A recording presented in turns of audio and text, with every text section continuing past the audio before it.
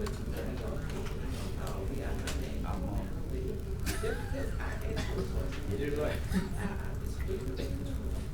look at you. Look at that time. Lord have mercy. Oh, that's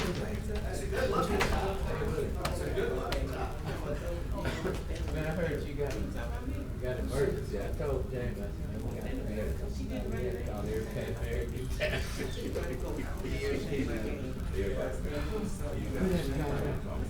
Yeah, I tried to talk.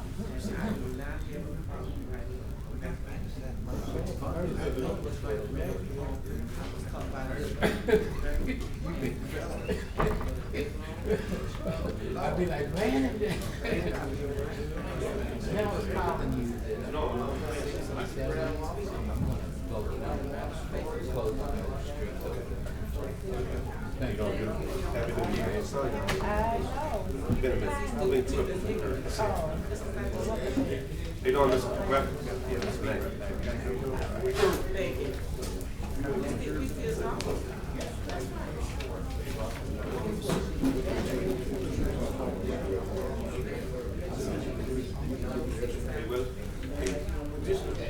Thank on that bill back there.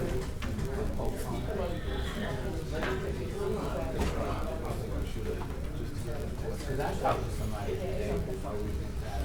If it ain't on there, they got 16 they got brothers.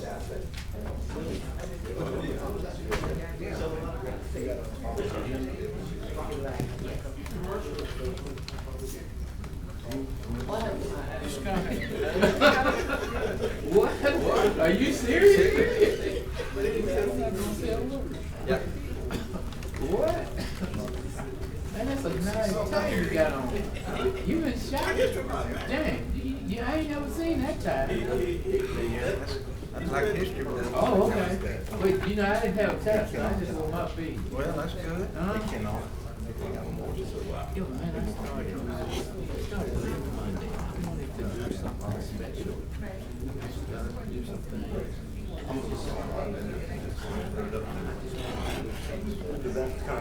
That kind of screws everything I'm trying to do. So.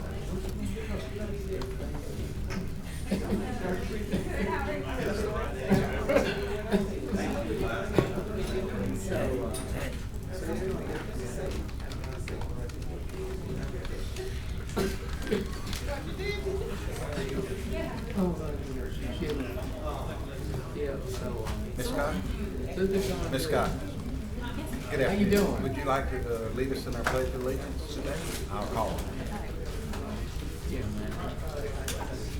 The Lord has been so good to me. In fact, believe it or not,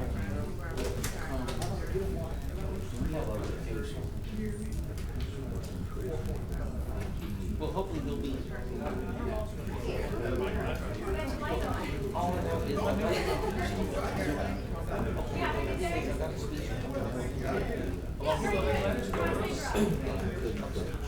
That's a great lady. Oh, yes. It's my business as well.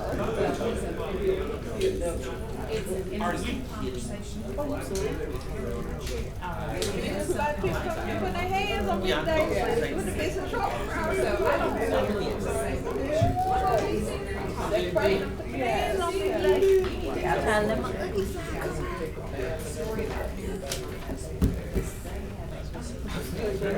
those other spots.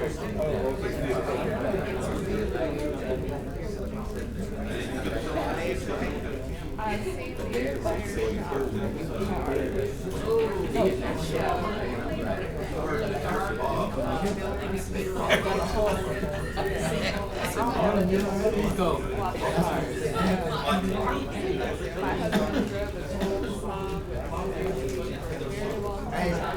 well,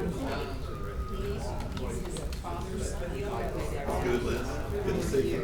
I was thinking Gary from down there.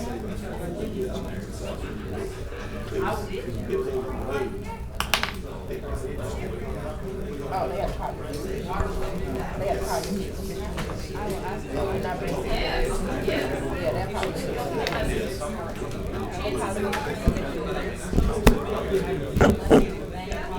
I think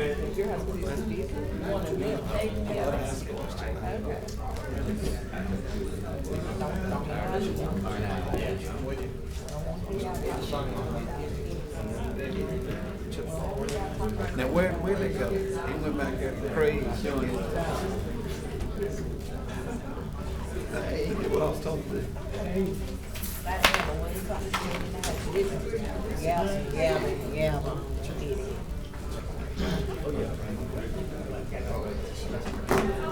You're in the wrong spot. What is it?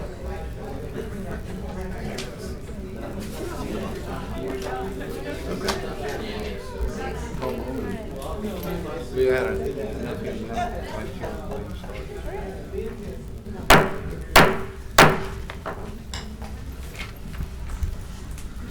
I want to welcome each and every one of you to the Shreveport City Council.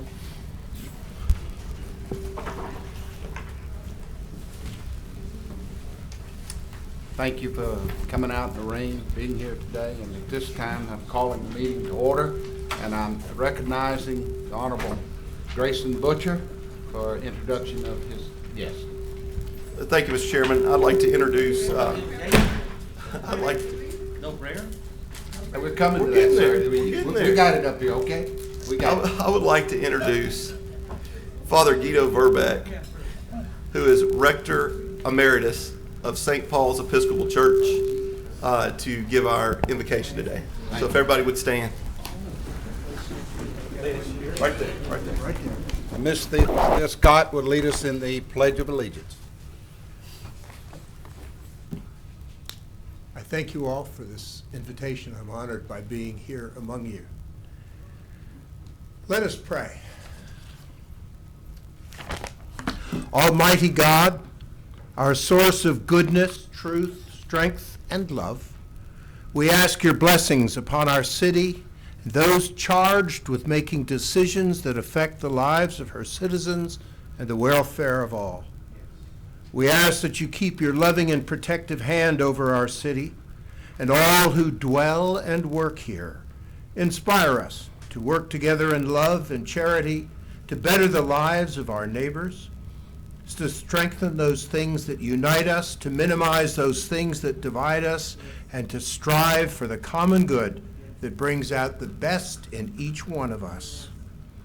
Most especially, we ask your blessing over our city council gathered here. Guide them, inspire them, fill them with a knowledge of your presence, that the decisions they may make here be in accordance with your will and the betterment of those they serve. Grant them a common vision, a goal toward which they may bend their time and energies to make this city all that it can be. We pray all this in your holy name. Amen. Amen.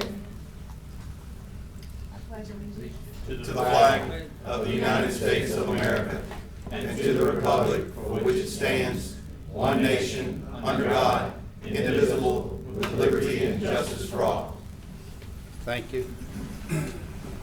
Madam Clerk, will you please call the roll?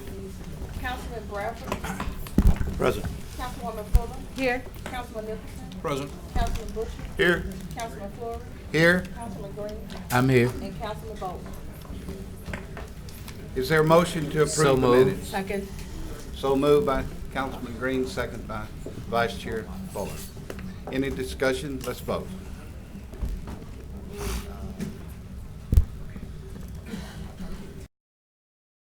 This has been accepted with 6 yeas and 1 out of the chamber. Does any council member at this time have any awards, recognitions, or distinguished guests not to exceed 15 minutes? Mr. Chairman. Councilman Nicholson. Mr. Chairman, at this time, I'd like to invite Eileen Bird to come forward. Ms. Bird is going to share with us the positive impact that a city program for disabled persons has had on her family and on all the others. And I appreciate her very much being here. Ms. Bird. Hello. Hi.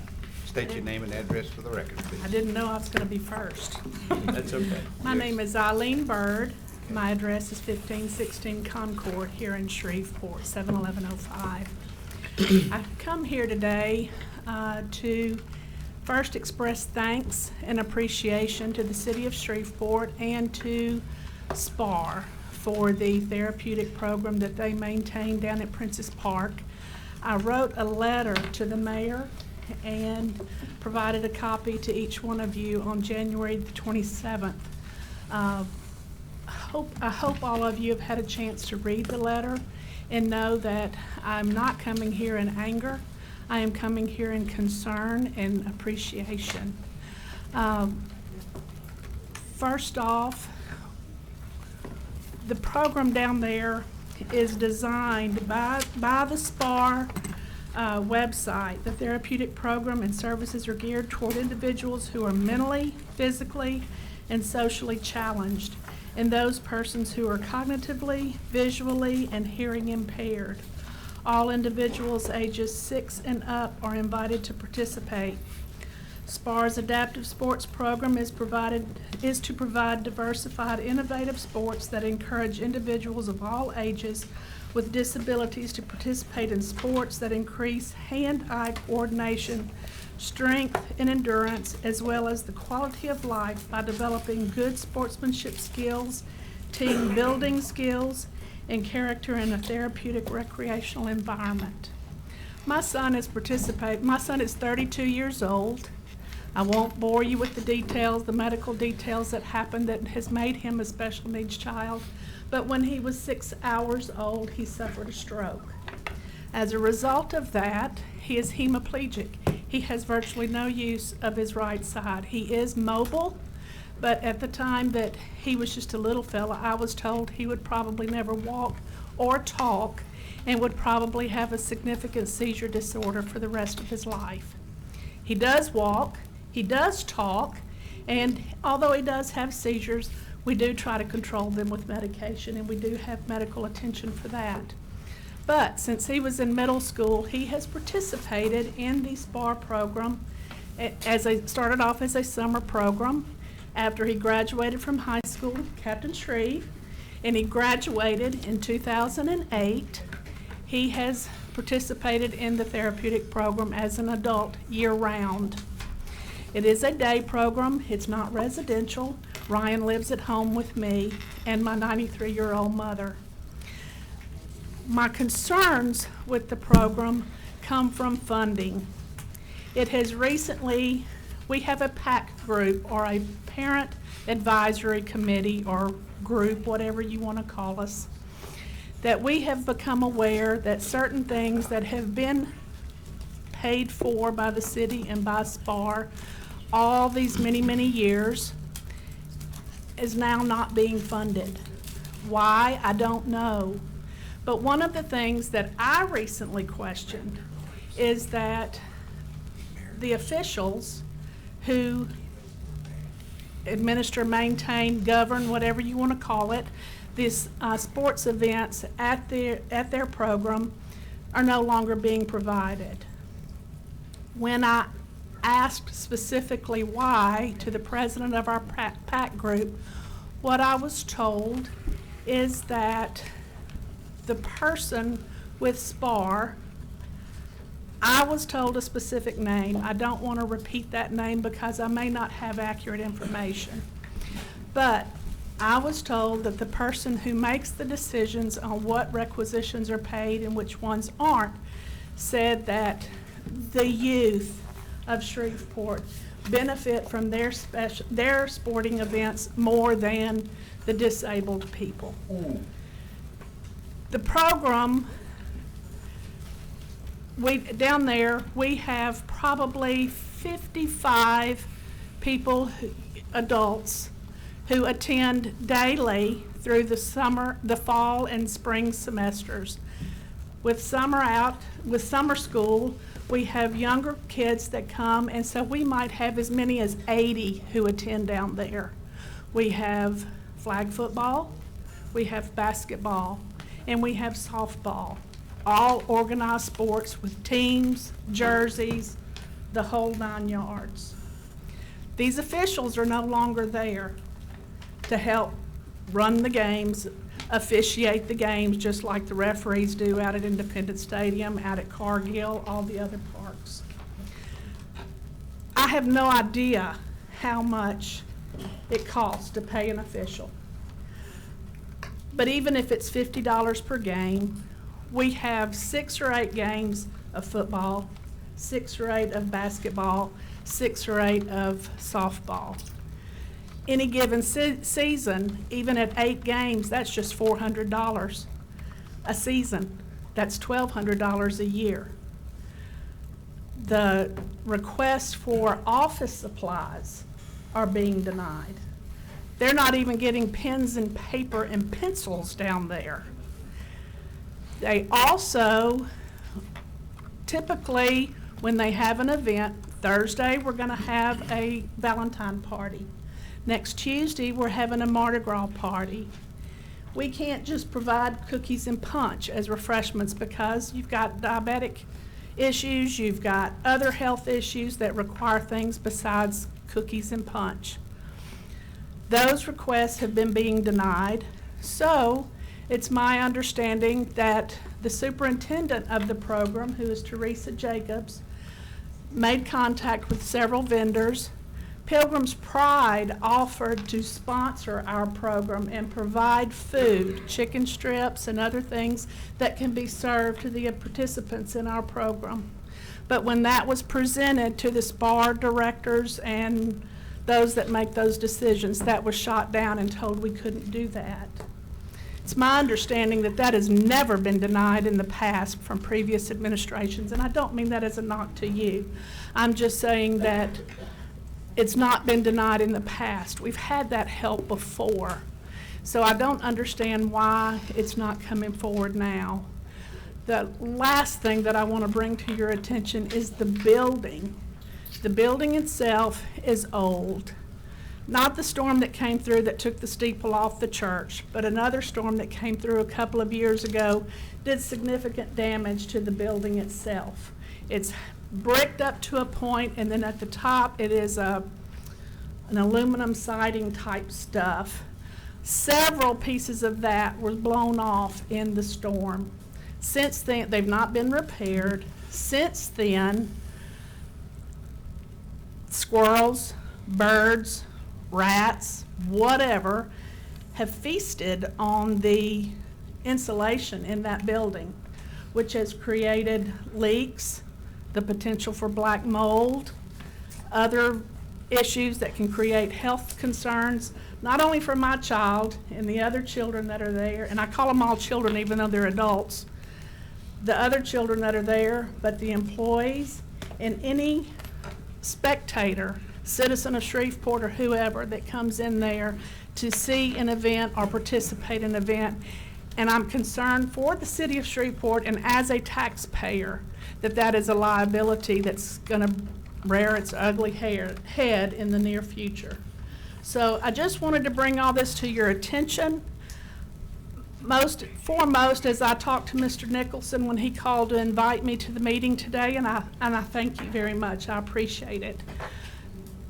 My main intent was to thank the city and SPAR for helping us do what we do, providing a location, providing a venue, but I wanted to share these concerns. Thank you very much. Mayor? Mr. Chairman, can I ask a question? Did I forward your note to a Miss Tabitha Taylor when you emailed me? Did you email me or you wrote a hand I note? wrote a letter. Oh, a letter, okay. I wrote a letter, yes, sir. So I spoke to, and I have Ms. Regal in the audience who can come up and respond to it, but I was simultaneously asking my staff about this, and we actually still have those officials for those games. So Okay. I'm not sure what you were told or what's going on. And the other things about the building, I'll let Ms. Regal respond to. Okay. But Okay. I'm very I do know sensitive Ms. to our Regal, disabled. I'm sorry, I don't mean to Oh, interrupt. no, go I was ahead. told that Ms. Regal does plan to attend a parent meeting on Thursday, Mm-hmm. but I had already been committed to Mr. Nicholson that I would be here today. Okay. And I have to take my son to Dallas to a neurology appointment tomorrow, so I won't be able to be off on Thursday to attend Ms. Regal's meeting. Gotcha. No, I completely understand. I was just, like I said, I was just wanted to share that information with you. So I'm not sure how the rumor mill got started, but that was. Well, I will say the basketball game, my son doesn't participate in the flag football because he works as a manager for the Captain Shreve football team. And when they practice and play their games, he's very involved with Captain Shreve, and he takes that very, very seriously. And so he doesn't participate in the flag football, but he does in basketball and in the softball. But basketball, The Saturday before I wrote the letter on January 27th, there was no official. Okay. And I had noticed it. My mother has dementia, so I can't always leave her to attend Ryan's games. I take him and leave him, but then I have those commitments.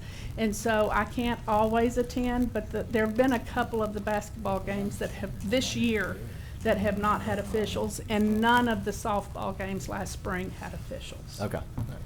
Mayor, Captain Shreve. Oh, I know. Yeah.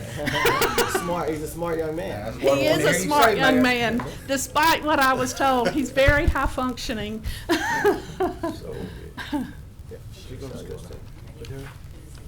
to see you. Thank you. Good afternoon, council members, mayor.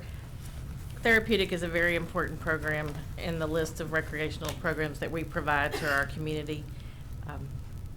We are meeting on Thursday to discuss just the operational issues that they've been maybe experiencing. Maybe there's been some communication breakdown, but whatever it is, we're meeting on Thursday with the Park Advisory Council to talk about some of their things that they perceive to be a problem or changing or different, and see if we can address those. The building, we will look into it. There is a metal, it's a facade on it that's not a functional facade. It's a piece, a decorative piece, may not be very pretty today, but when they built the gym years ago, we moved into that facility probably about 10 years ago when we decided to make our program even stronger. It had been in 2 or 3 different recreational centers, and we decided to build them their own place so that they would have a place where they weren't being moved from room to room, to try to create a stable, good environment for our therapeutic recreational program. So we will be there Thursday at 10:30 to meet with them, and I think we can address all of their issues or concerns. No, that's a different subject. Okay. All right, thank you. Okay. Thank y'all. Councilman Bradford, you're next. Mr. Chairman, I had invited, I don't know if she's here or not, is Carla Bertram in the building? She's with Compassion for Life. She wanted to address the council. Carla Bertram? If she's not here, Mr. Chairman, I yield. Okay. Does any other council have it? Okay, then we'll go to the mayor. Mayor Perkins, it's your. Thank you, Mr. Chairman. 2 weeks ago, the city hosted a public meeting in coordination with the Bureau of Census to discuss the upcoming census count and develop outreach strategies for Shreveport. Census meetings will continue to take place throughout the city leading up to April. On Thursday, February 13th at 6 p.m., a meeting will be held at the Alphonse Jackson Building at Susla to discuss the impact of southern and surrounding neighborhoods on the census. Also, the Power Coalition for Equity and Justice will provide information about mini grants it will offer to churches, neighborhoods, groups, and other organizations willing to develop a strategy to help collect the numbers. Census representatives will be on hand to provide information and answer questions at all the meetings. Another census meeting will be held at 6 p.m. Thursday, February 20th at Lakeside Park Recreation Center. Please spread the word and encourage others to attend these meetings. The City of Shreveport, in partnership with Shreveport Green, will lead the effort in another citywide cleanup scheduled for April 25th. Individuals or groups willing to volunteer should sign up at www.shreveportgreen.org or call 318-219-1888, extension 16. One more time, 318-219-1888, extension 16. Lastly, Mr. Chairman, I'm pleased to announce that we have an award for Sammy. Sammy Mears continues to show his concern for the city of Shreveport. This time he helped to save the life of one of his neighbors. So I'm going to have Chief Antoine White come up and make the presentation. Wow, Sammy.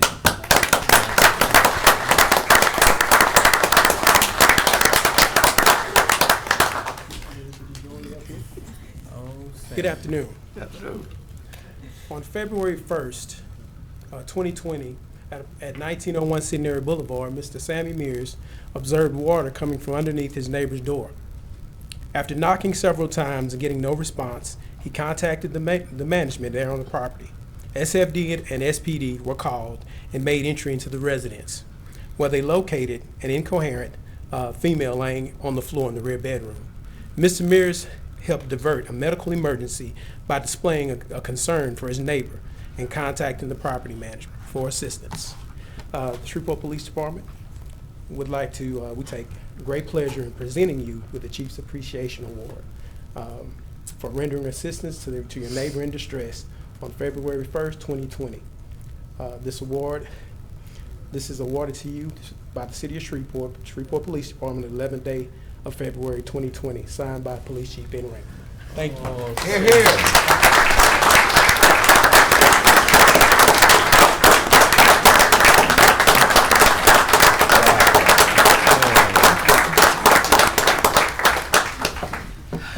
Levette, that's what I was trying to tell you when I left 2 messages. I'm sorry. I tried to call you back. Well, anyway, now you know. But see, the thing is, I'm not going to let anyone take their life because I don't know what was going on in the apartment. All I know is what I saw when I was going to go out to lunch. Water was coming out from underneath the apartment, and I knew that something wasn't right because it just didn't seem right. So when I went out into the back and I saw all this water from M112 coming down like this, like Niagara Falls, I knew I had to do something quick because Niagara Falls falls outdoors, not in. Thank you. And I think anybody would know that. But anyway, I went and got actually the maintenance man named Tino, and he came over and he tried to get in with his tools, but he had no success. So he called the property manager, Monisha, and when she came over, I explained as well what was going on, that she was not responding. I said, I knocked on the door, she didn't answer. Tino couldn't get in. So then the police and the fire department came out, and they were able to get in and get her out of there to save her. I don't want anyone trying to take their life like that. It's not right. But anyway, I think she's going to be okay. I don't know the woman, but I'm just glad that she's doing okay, hopefully. They got her to the hospital to see what medicine she needed to be dealt with, and I'm just thankful she's going to be okay. And so a lot of people at my church found out about it, and I even asked one of my church members, does Niagara Falls fall outdoors or in? He said, it falls outdoors, Sammy. I said, well, I was right. He said, I was right, mocking me. Of course, I didn't need that. But everything is okay now, and everything's gotten back to normal, but it'll take a little while for them to get the apartment back to normal. It has to dry out, then they can start kind of refixing things up. I'm really glad that I was there in the right place at the right time, because no one needs to take their life. They have a lot of reasons in the world to live. Right. Let the mayor want to take a picture with you, Sammy. Stay right there. The mayor want to take a picture with you. You?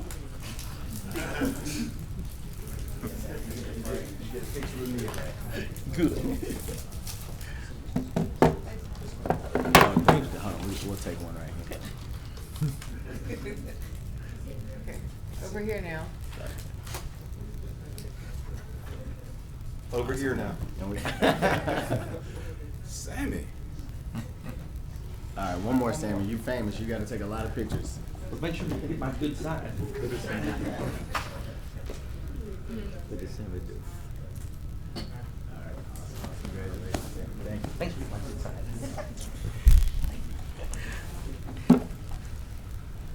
Mr. Chairman? Yes. Just real quick, Sammy's birthday was 2 days ago too, so happy birthday. Happy birthday. Mayor, anything else? That's all my remarks, Mr. Chairman. I believe everyone's talked to Mr. Green, and did everyone receive, or is there a revenue collection plan? I believe everybody received that from Ms. Jones. Did everyone receive, is there a surety bond forfeitures report? Got that? There's no public hearing. Mr. Thompson, is there any legislation to be added today? We have one item, Mr. Chairman, resolution number 30, a resolution declaring a public emergency in connection with an emergency repair of a gravity sewer main near Mayfair and Crestmore, and otherwise providing with respect thereto. Okay, is there one present at this time who would like to speak in favor of or against adding this item to the agenda? Please be heard at this time. For or against? Seeing none, is there a motion to add these items? I so move, Mr. Chairman. I'm sorry, excuse me. Ms. Glover, you're recognized.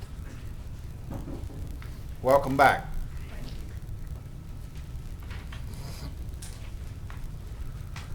John Glover, 9325 Normandy Drive.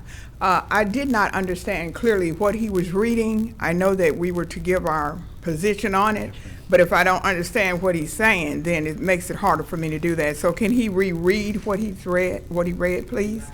Because seemingly they're not talking into the mic, and so I'm not getting good conversation. Thank you. Thank you.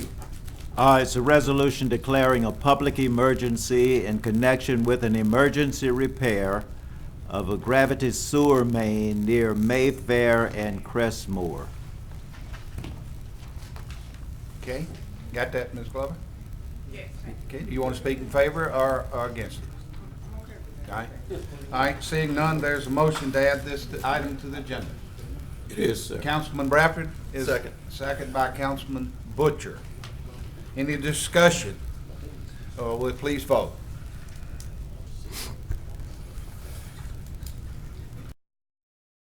Six, zero.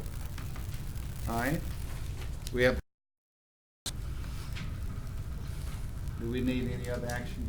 Mr. Thompson, move on. No, we'll take it up in the regular order. Got you, yes, sir. We have a following request to speak, and the vice chair will control that time. Mr. Alonzo Sanders. He stepped out. I'll come back to him. Craig Lee.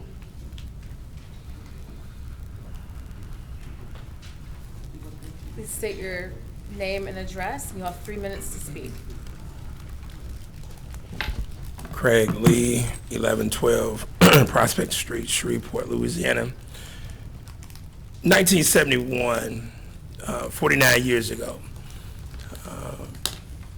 a phenomenal team of courageous, dedicated, and highly intelligent African-American attorneys and African-American citizens led the charge to change the structure of government in the city of Shreveport. Mr. Butcher, before 1978, there were no elected positions for black people in this city. It was controlled by white folks. And I was the last mentee of Councilman, former Judge Hilary Huckabee. He led that effort. And when the lawsuit went to the federal government, and this was done throughout the United States, by the way, white folks had created a mechanism to keep black people in perpetual servitude.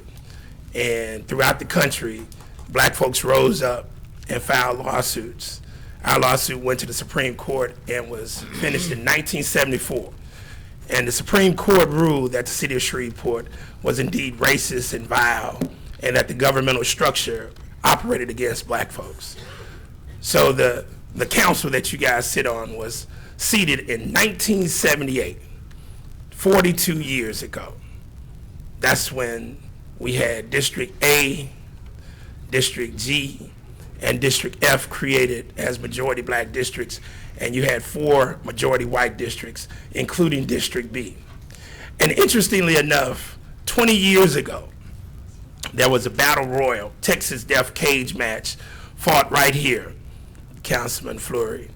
And 2 weeks ago, I was accused of being insensitive to Miss Lavette Fuller for pointing out the fact that she lacked a lot of skills in business and whatnot.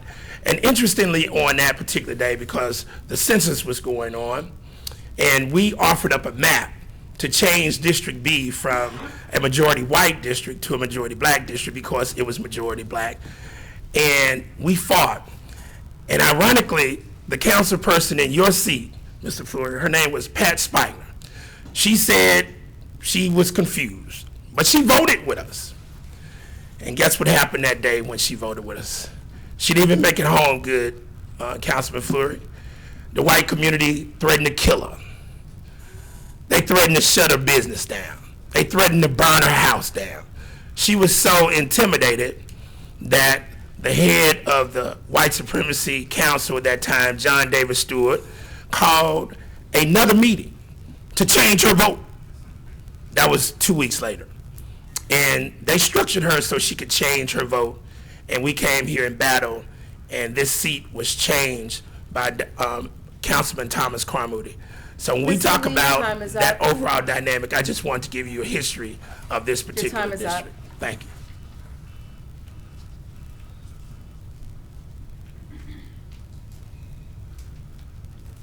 Ricky Miles.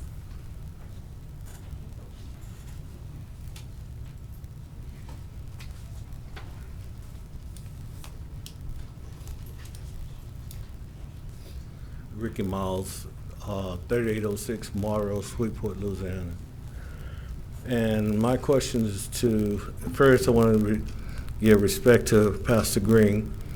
And I know in the past I have looked at you, but I have always honored you and respect your title, Pastor Green. Brother Bradford, thank you for your commitment. Last meeting we had, something that was very important to the citizens of Shreveport didn't even get a chance to get a look at. And I was very disappointed. But before I can blame someone, I'm going to ask a question to the ones who voted down. In your mind, where do you see yourself at in 10 years for Shreveport concerned? Do you think you will be relevant to what the younger generations are going to be doing, or what they are trying to do, or what they are trying to accomplish? Do you think you can hold that much energy back? Because they are coming.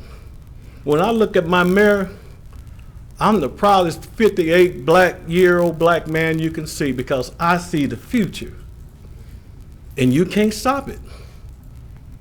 So regardless of what you have tried to do, it's coming. Because God demands progress take place. Because that's the only way we can progress. So my question is, what are you planning on for these next 10 years?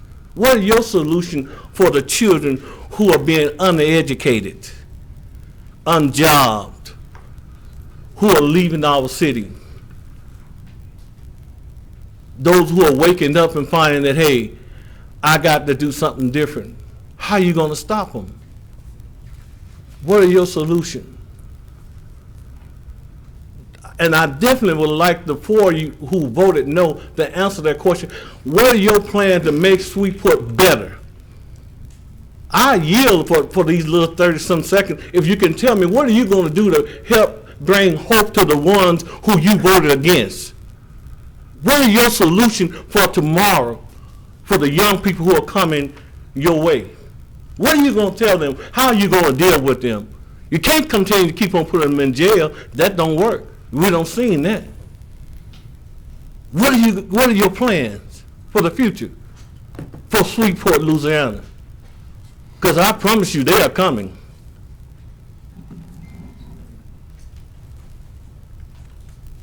Michael Williams.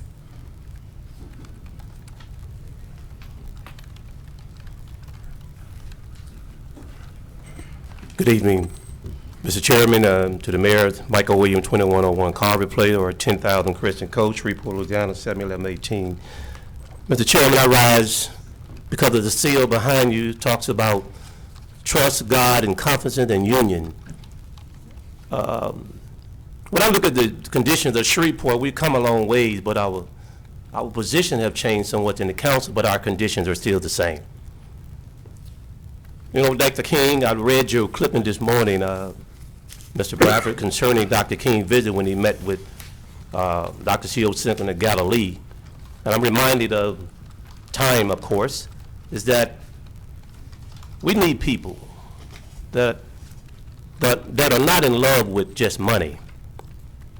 We need people in love with justice. We don't need people in love with publicity, but we need people in love with humanity. And I rise because Pastor Mays has been misrepresented by the media, and they like to flip the script and make it a sexism thing, man against woman, black against white, Republican against Democrat, this and this and that. But it's about right versus wrong. And the council in District B, you serve at the pleasure of the people. It's an honor to serve in public office because it's a privilege. And we vote for things downtown, but what about uptown? They're suffering. They need jobs. They need hope. They need opportunity. A lot of people put their confidence in God also, but in the government to see about their needs. And if you don't have a job, you don't have no respect for people. If you don't have children, you've never been laid off a job, you've never been to prison, you don't understand the plight of the people that are suffering in your district. You have a majority, 60% black, 80% Democrats. And we're voting alone, abstaining alone, and your voter record you've been shown, you've been abstaining and voting with the Republicans. And what they do is pick one of us off to vote with them, the weakest link. Not only do it in Congress, they do it in the White House, and they do it at the City House, and they're doing it here. It's a shame before America and it's a shame before the people how they prey on one of us and pick us off. You got 4 Democrats and 1 Democratic mayor. We've been fighting for change, for justice, for equality, for jobs, and the people that control the goal make the rules. That's been the political playbook all of my life, and now they want to change the rule by picking one of us off. I pray that God will prick your heart and understand the bills and rights of the people that you represent, and strike a fire in your heart to represent all the people of your district. Be concerned about everybody, because everybody is somebody in the eyes of God. But we got people that sit high and look low, and public intimidate our elected officials, public intimidate our preachers from the pulpit to the pulpit, and people remain silent while people suffer. Something is wrong with that in America, where you can't be independent, speak your mind and speak what you believe with fight of dying or going to jail or going to prison. And I pray that God would touch your hearts. You got God we trust on the seal, but your action don't line up with your heart. Thank you, and God bless you.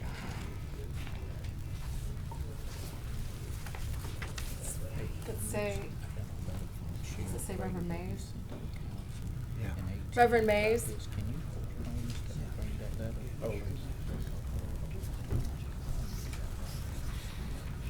Pastor May's address is 3622 Lakeside Drive. And thank you for your service, Council. Thank you, Councilman Bradford, and to the other council members. I came to you basically to piggyback on what's already been said. We have the ordinance, we have the resolution that proves the parent of Ms. Fuller's voting record. And this is nothing personal with Ms. Fuller. I have not made it personal. The recall that is going forth, we are moving forward on it. But what we are trying to say to you, Mr. Nichols, and to those Republicans that support her, you have that right. But you don't have the right to call the people of District B ignorant, nor do you have the right to call us uninformed or ill-informed. She represents 60% of African Americans in that district. And so, sir, I know she probably won't openly rebuke you, but I have to. I rebuke what you said in your post. I have it right here for those who would say that you didn't say it. So you said you're a strong supporter of her, and those of us who is in opposition of her. Now, I was talking to her, and she admired me when when Councilman Shine, I disagreed with him, and she told me, she said, Pastor, I watched you back then.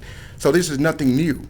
But when truth is threatened, those who walk in truth must stand up for truth.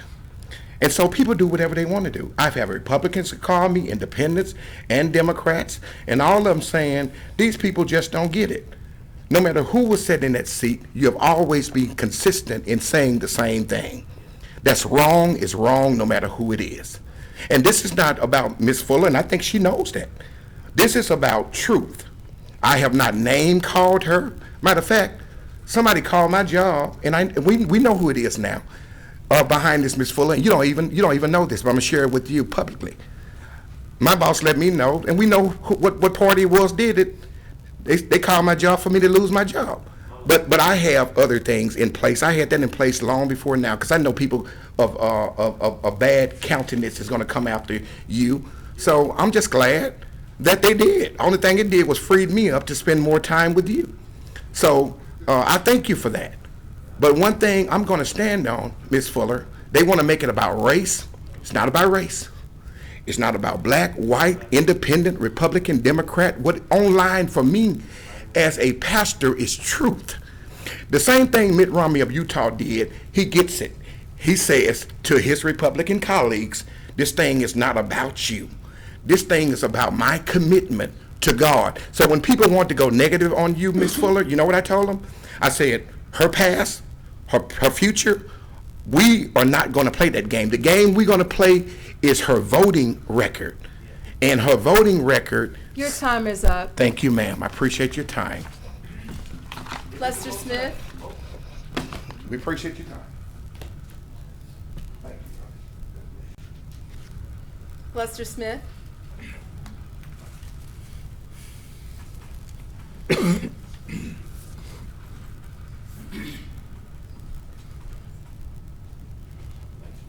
Good afternoon, Mayor, Councilman. I rise today to speak in regards to... Excuse me, Mr. Smith, please give your address. Oh, we get that every time, don't I? 4148 Theo Street, Shreveport, Louisiana. I rise to address some of the issues.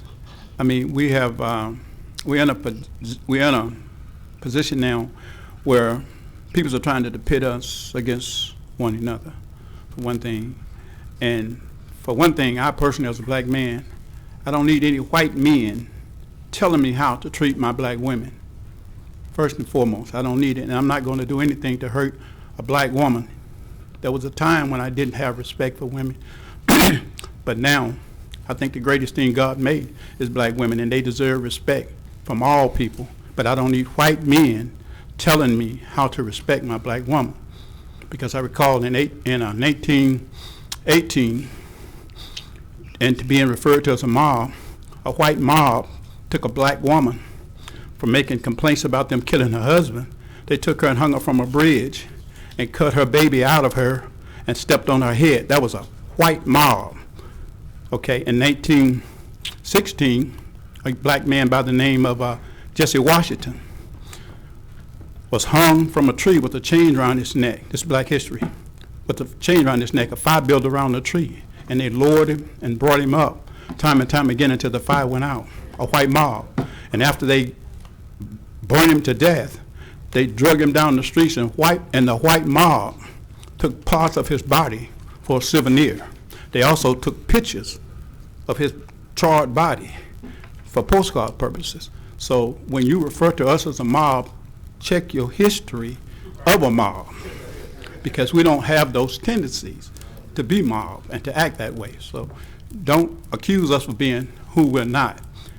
And we prayed for this seat to get the votes that we needed, like white peoples had done for years with the 4 votes, and we are kind of misinformed because we would fault the mayor. The 3 black mayors we've had, we faulted them. We accused them of everything that didn't go the way we thought it should have gone.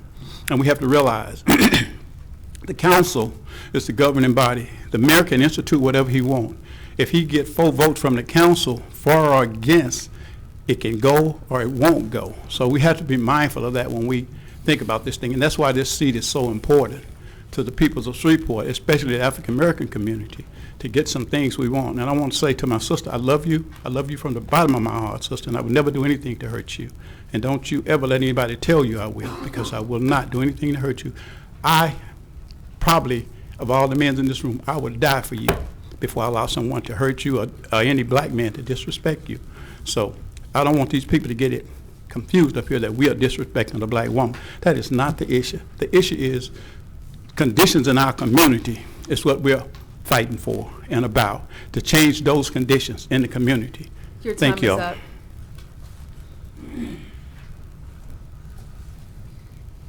Mr. Sanders?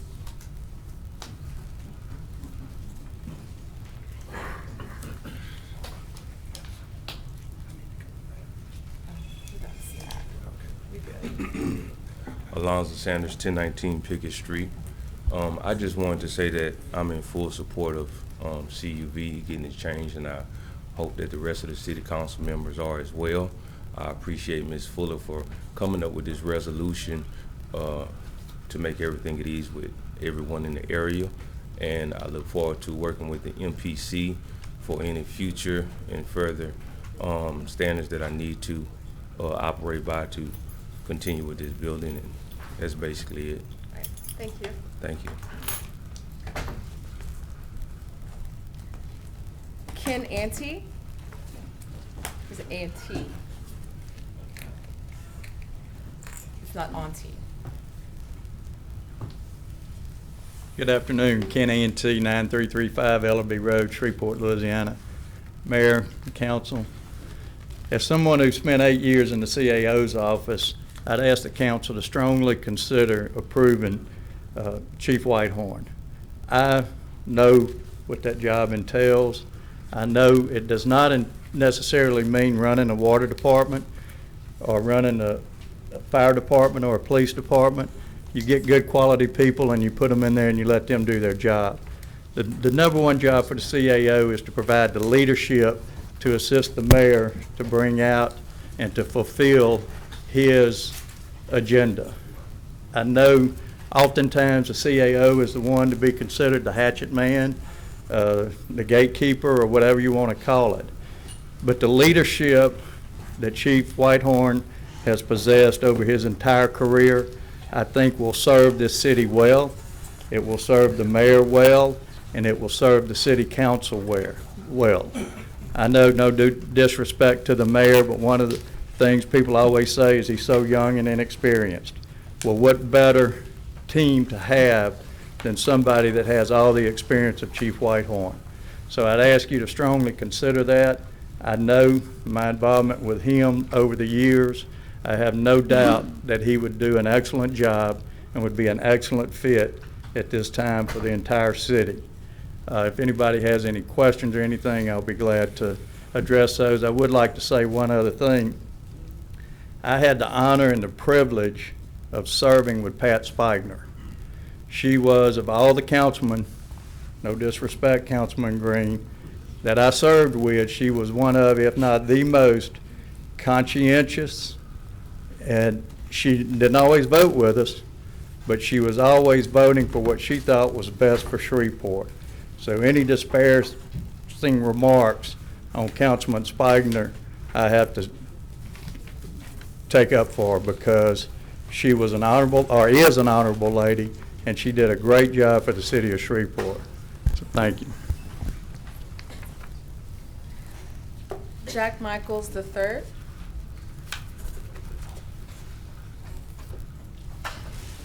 Jack Michaels.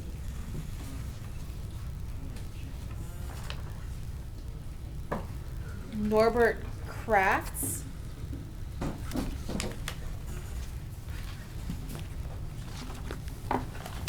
Good afternoon. My name is Norbert Crafts, 8910 Linwood Avenue, Shreveport. And I'm here to change the subject. I want to talk about LifeShare. I'm an employee of LifeShare. I've been there 12 years, and we have a couple of ordinances coming up. One for closing Sugarleaf. There's only 280 feet of the street that's not closed, so we'd like it closed. And then we're asking it to, our property be rezoned so we can develop it. So why we want it? We're out of space. Our building, 63,000 square feet, is being used completely. So by closing the street, we can begin to develop the approximately 12, 13 acres that we have back there. It's been a long project. We were buying property before I started working there. I had black hair then, but we're just about finished. So I'd like you to know a little bit about LifeShare before my 3 minutes is up. So it is the blood provider for this area. We provide blood to approximately 158 hospitals with exclusive contracts. We're in 8 locations in 3 states, and we're headquartered in Shreveport. So right there in Reverend Green's area is the headquarters. Well, we've been here since 1942. We probably moved there 15 years ago. We used to be on Wilkinson. So we're growing, and we need more space, and that's what this is about.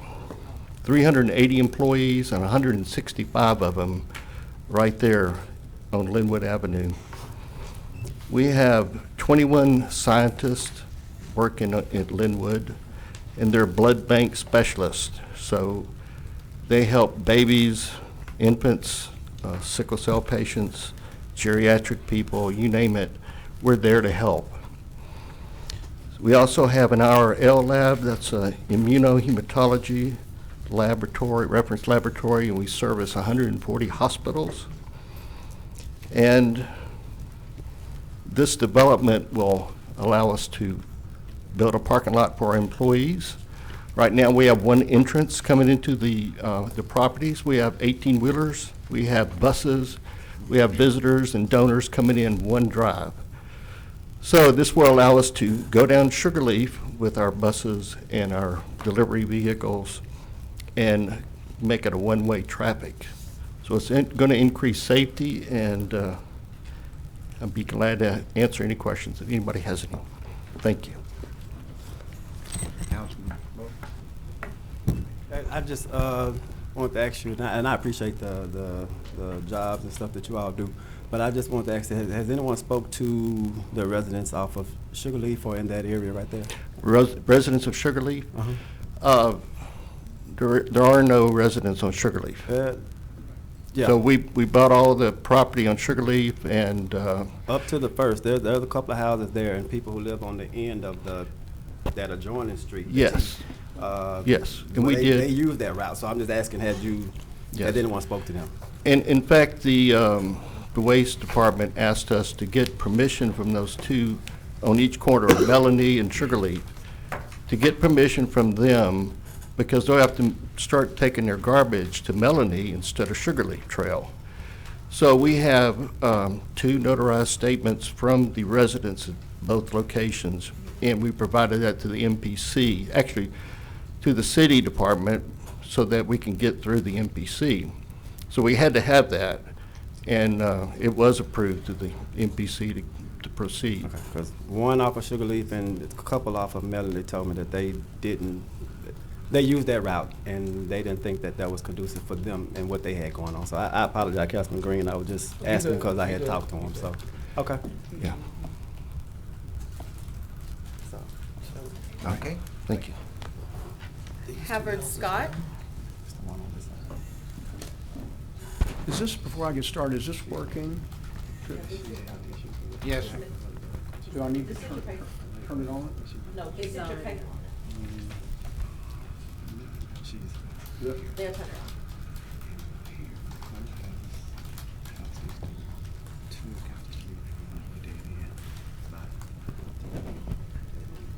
Great, okay, thank you. My name is L. Havard Scott III, 1049 Southfield Road, Shreveport, Louisiana, 71106. I am the attorney for LifeShare Blood Center. Mr. Chairman, Ms. Vice Chairwoman, Mr. Mayor, members of the council. My client, LifeShare, is one of the few Shreveport businesses that has invested its future in the Lynbrook area. LifeShare cares deeply about the quality of life in the Lynbrook area and has attempted to work with the neighbors regarding this development. There are actually two things on your agenda today. One is Ordinance 6, which deals with the Sugarleaf closure. And for your information, the Sugarleaf closure, here is LifeShare, right here. They have purchased all of these houses on Sugarleaf and Ponderosa. Ponderosa and Sugarleaf, where it intersects Linwood, was closed in 2016 by unanimous city council. So what is shaded here in this picture is already closed. It's just that last 180 or 280 feet of Sugarleaf that is not closed. So access to Linwood has already been closed off. The city LifeShare has been working with the city for, I think, 5 years on this project. The person that knows the most about this from the city's standpoint is Alan Clark. I think if after you get to the appropriate point, you talk to Mr. Clark, he can fill in a lot of the blanks. I've only been involved in this recently. The city didn't close that one little section of Sugarleaf because there were still houses on it, and required LifeShare to go purchase those houses, which it did. And that's why LifeShare is attempting to close it now. This is a current picture of LifeShare and the two streets, Ponderosa and Sugarleaf, and it's this little section of Sugarleaf right here that's not closed. The other, that's Ordinance 6, is the closure of that little piece of Sugarleaf. Ordinance 7 is a rezoning, and this is a site rendering that's not been approved, and LifeShare will still have to go through the site review process with the MPC, but this is their current plan. Lots of green space abutting the Lynbrook area. Now, the street closure came up for an MPC meeting on December the 4th. There were some members of the public that opposed it. Councilman Green was there and opposed it. They were not aware, and I really wasn't aware at the time, that most of Sugarleaf had already been closed, that it was just this one little section that was left. So there was some opposition. It still had a 6-1 vote out of the MPC. On January 8th, the rezoning, which is ordinance number 7 on y'all's agenda today, was the rezoning. There was no opposition. No one appeared in opposition. LifeShare put on its architect engineer. Your time is up. It passed unanimously without any opposition.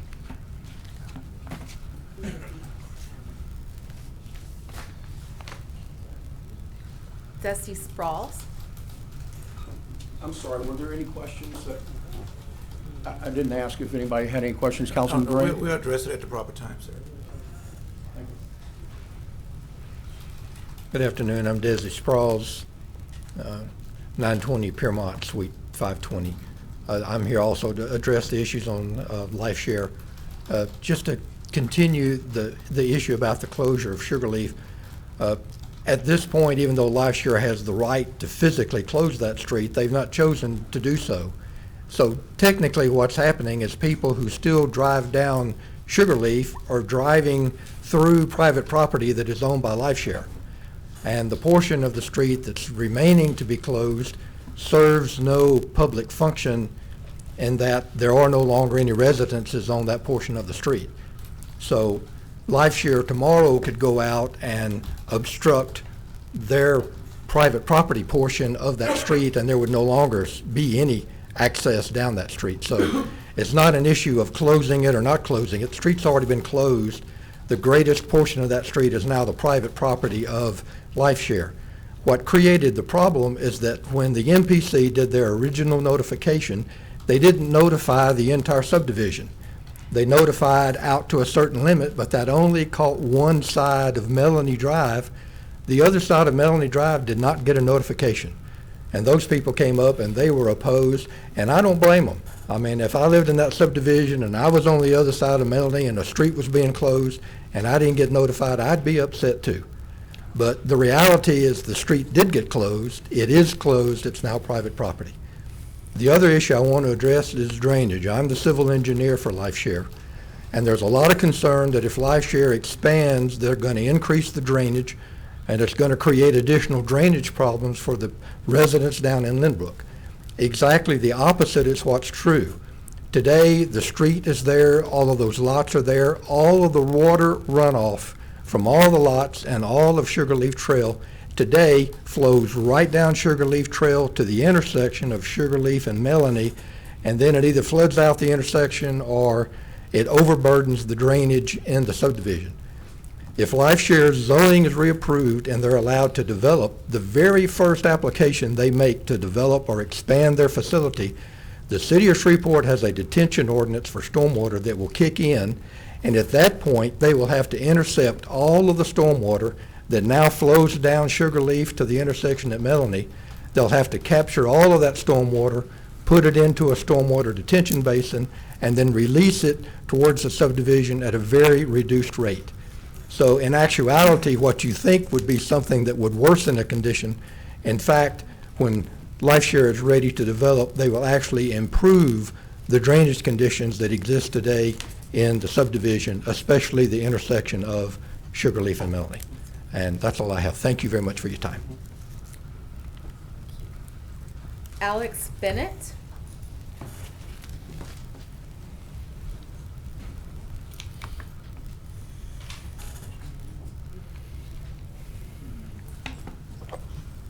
Alex Bennett, 4441 West Airport Freeway, Irving, Texas. Mayor, Council, I appreciate the opportunity. Come to you to speak in regard to zoning case number 9. We are requesting a rezoning of the site along Fern Circle. to accommodate new construction of a 40-bed inpatient physical rehabilitation hospital. We feel that it will fill a need here in the greater Shreveport area and bring a lot of new high-paying jobs to the area. So happy to. I know I've spoken to a couple of the council members specifically about the project. We've had a number of conferences with the neighbors who had some initial concerns, and I think those have been alleviated through our conversations with them. So happy to answer any questions you may have. Mr. Chairman. Yes. Mr. Bennett, thank you for appearing again. I think you and your organization have done a very good job of reaching out both to members of the council who represent the impacted districts and the adjacent neighborhood. I'm supportive of your request. Councilman Busher, whose district is adjacent to the area, supports it as well. And so we appreciate your willingness to invest in our community. Thank you. Thank you. Thank you, sir. Versa Clark.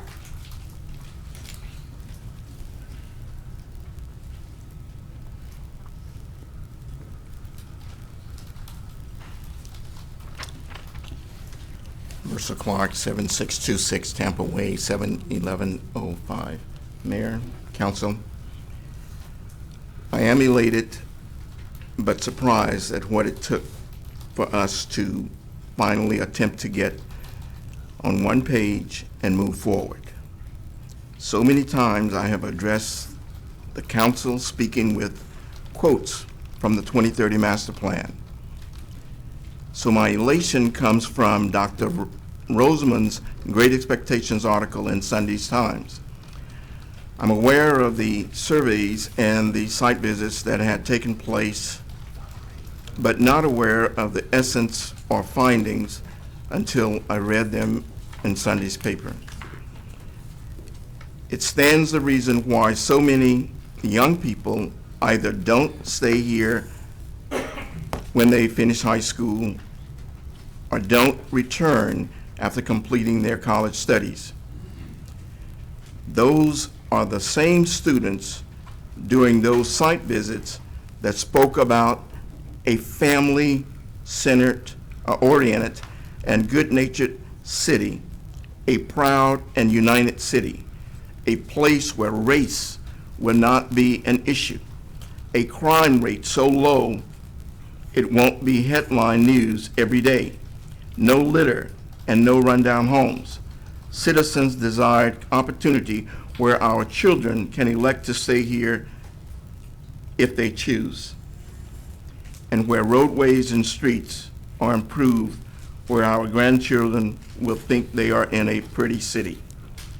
There were other quotes from Southwood, Huntington, and Woodlawn that was compiled in the language and strategies that are set out in the master plan. We have 10 short years before we reflect on this master plan and determine whether to spend the funds for another study. But I hope that we can look out 15 years from now to the year 2035. And as I did during the District D City Council race against Councilman Busher, I posed the question, what would you want Shreveport to look like when we are celebrating our 200-year anniversary? John Settle.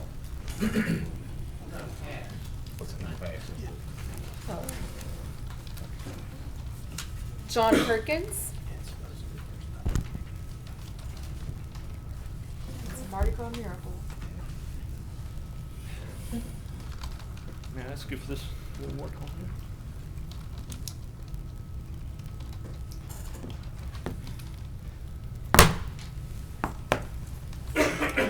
There it is.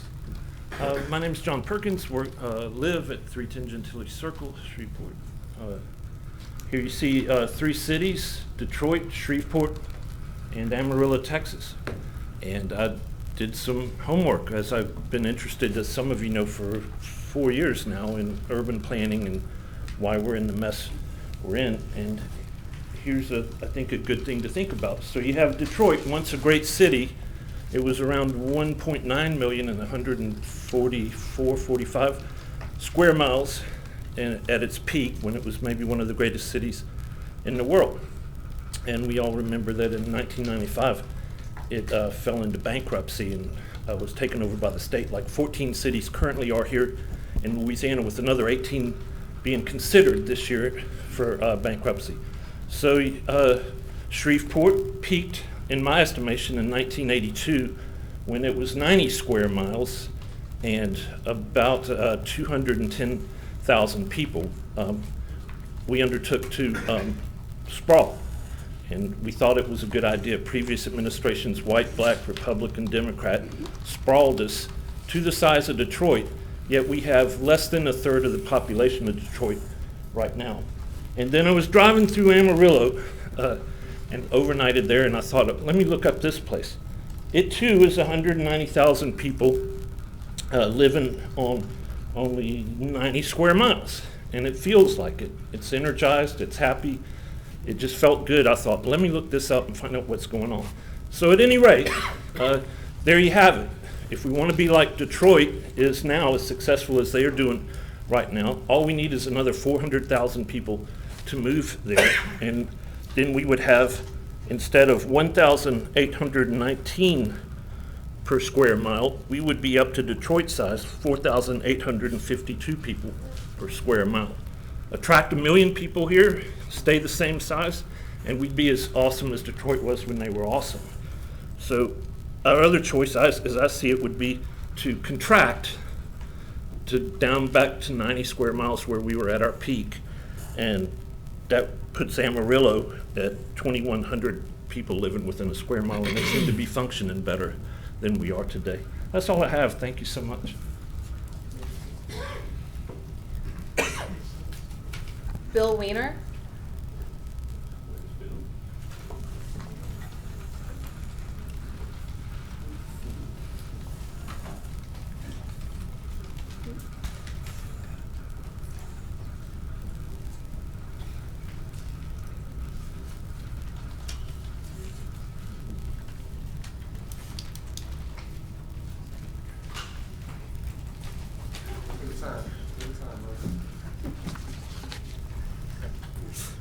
I'm Bill Weiner. I live at number 2 Longleaf Lane, 71106. I'm here to speak about what might happen in Shreveport when the coronavirus becomes pandemic or pandemic. Okay. This is probably the most important thing I've ever spoken to the council about, because I have traced and been studying how pandemics grow for over 10 years. I looked at the avian virus, SARS, and all these, and know how they go. And certain cities and governments make it sound okay, others tell the truth. We can't stop it, but we can do something to make it less of a problem for us. We're so lucky to have a mayor who's got a military background, because that's what it's going to take, is an effort like a military campaign. I'm going to ask the council to support the mayor, to give him all the power to bring together all the players that have to be there to solve whatever happens. We don't know. In New Orleans, at one of the first big hurricanes, when people were in the Superdome and on the bridge down a ways, there was a parking lot full of school buses just sitting there who could have evacuated the people, but nobody had the authority to do it because the city was different than the school board. So I would like for the mayor to form a council or commission with all the people or government agencies involved. The parish health department, Shreveport, Bossier, both sheriffs, first responders, and media, and working together to be ready to do what needs to be done and to be able to be flexible to change it. And I think we have a lot of things that we've heard today and in the past that Shreveport should be doing, but none of them are as time sensitive as this.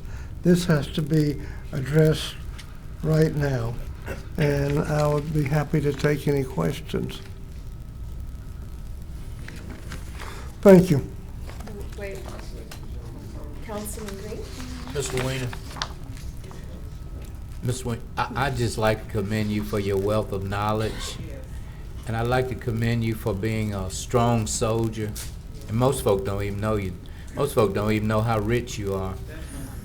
But I thank you. You was here at the council when I was here before, and certainly I just thank you for, man, you being the person that you are that's concerned about your city. Well, thank you. I'm glad you're back on council. Yes, sir. Thank you. Albert Brown?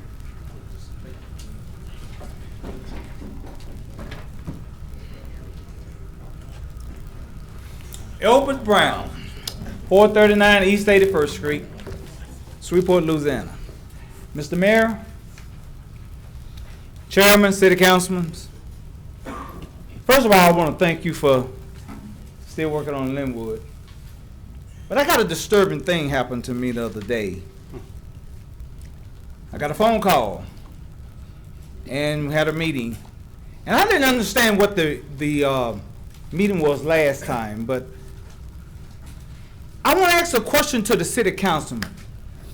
Do we want this city to grow, or do we want it to be stagnated? Because of the fact that the vote came down last time, what sense did that make to say no? We're supposed to be bringing this city forward, not backwards. I can understand why you said no. I can understand it. And Ms. Fuller, I need you to talk to me after this. Okay, Because I can't understand this. we can talk. Because I love you, sister. We can talk And I about pray it. for everybody up there. Y'all know I pray for you all. And I always tell everybody, I says, we got young people up on the city councilmen, and we need young blood. We need young ideas. I got daughters that I would love to bring back to Shreveport, but they got nothing to come back to. We got enough restaurants, but we need some jobs here, you all. We need jobs. And when somebody offers us something and we don't turn it down, please give me some understanding, because that's the scripture. Like Brother Bradford said that time, he told the people, he said they didn't vote for the bond. Because I was telling people, y'all vote for the bond. And they didn't understand the bond. Well, evidently, brothers and sisters, y'all must understand the proposal. Because it could have brought some jobs here. And we turned it down? Now y'all know I don't get up here and nothing but give y'all praises. But I'm disturbed. I am really disturbed. Please, y'all, somebody got to talk to me. And we got to go forward with this city. Because we're praying for our city. Our city is supposed to go forward, not backwards. We're supposed to go up and not down. Y'all know I'm always up here giving y'all praises. But somebody got to talk to me. All right? Thank you. Martino Savant? He's not here. He wants you to read his statement. Okay. Do I need to read it all into it? Can we just add it to the record? Yes. Okay. Thank you. We'll be submitting that for the record. Okay. Sammy Mears?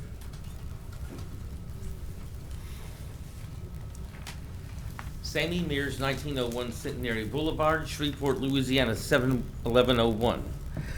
Something funny this past, well, actually, before I get to that, what is it that has only one horn, is white, and gives milk? A milk truck.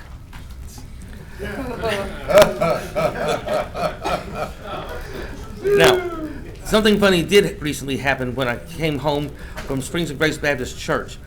I started switching through channels on television on Sunday, and I never would have expected to see that, even though I thought NFL season was over, that they started doing XFL. Which I don't even know what X stands for, but it just started. I kind of laughed, but decided to go ahead and try watching XFL as well as I did the NFL, which I think is a great thing for anyone trying to watch on the KMSS Fox 33 Cable 8 station. What a great thing. I've never seen or even heard of XFL before. However, I'm willing to give it a chance and just see if it's just as well as the NFL is to be expected. There's one thing that I do not wish to see, and that is a black cat coming out on that football field while they're having the XFL, because when the New York Giants in NFL were ahead of the Dallas Cowboys 9-3 and the black cat went down and scored its own touchdown, I knew that was ridiculous. What did the cat want to do? Get an Emmy? Anyway, I just don't want to see such nonsense. That's ridiculous. Not for a long time. Because if that ever happens again, I know what's going to happen. Either I'm going to start to feel like Beavis and Butthead look, or I'll start to feel like Kevin O'Leary and Dr. Phil look, and I don't think you'd want that on your conscience. However, if that does happen, turn and run the other way.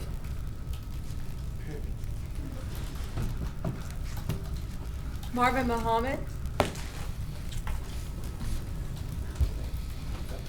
Sammy, I don't have a joke to tell back to you today, and I wish I did, because that was a pretty good one. I'm going to get you next time, though. I'm going to plan it.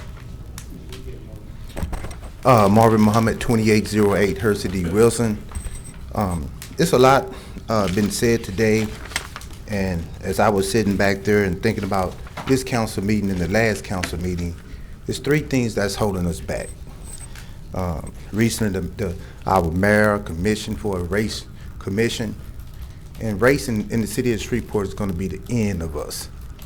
You know, when we speak of race, you know, race implies placement, a winner and a loser, first, second, third.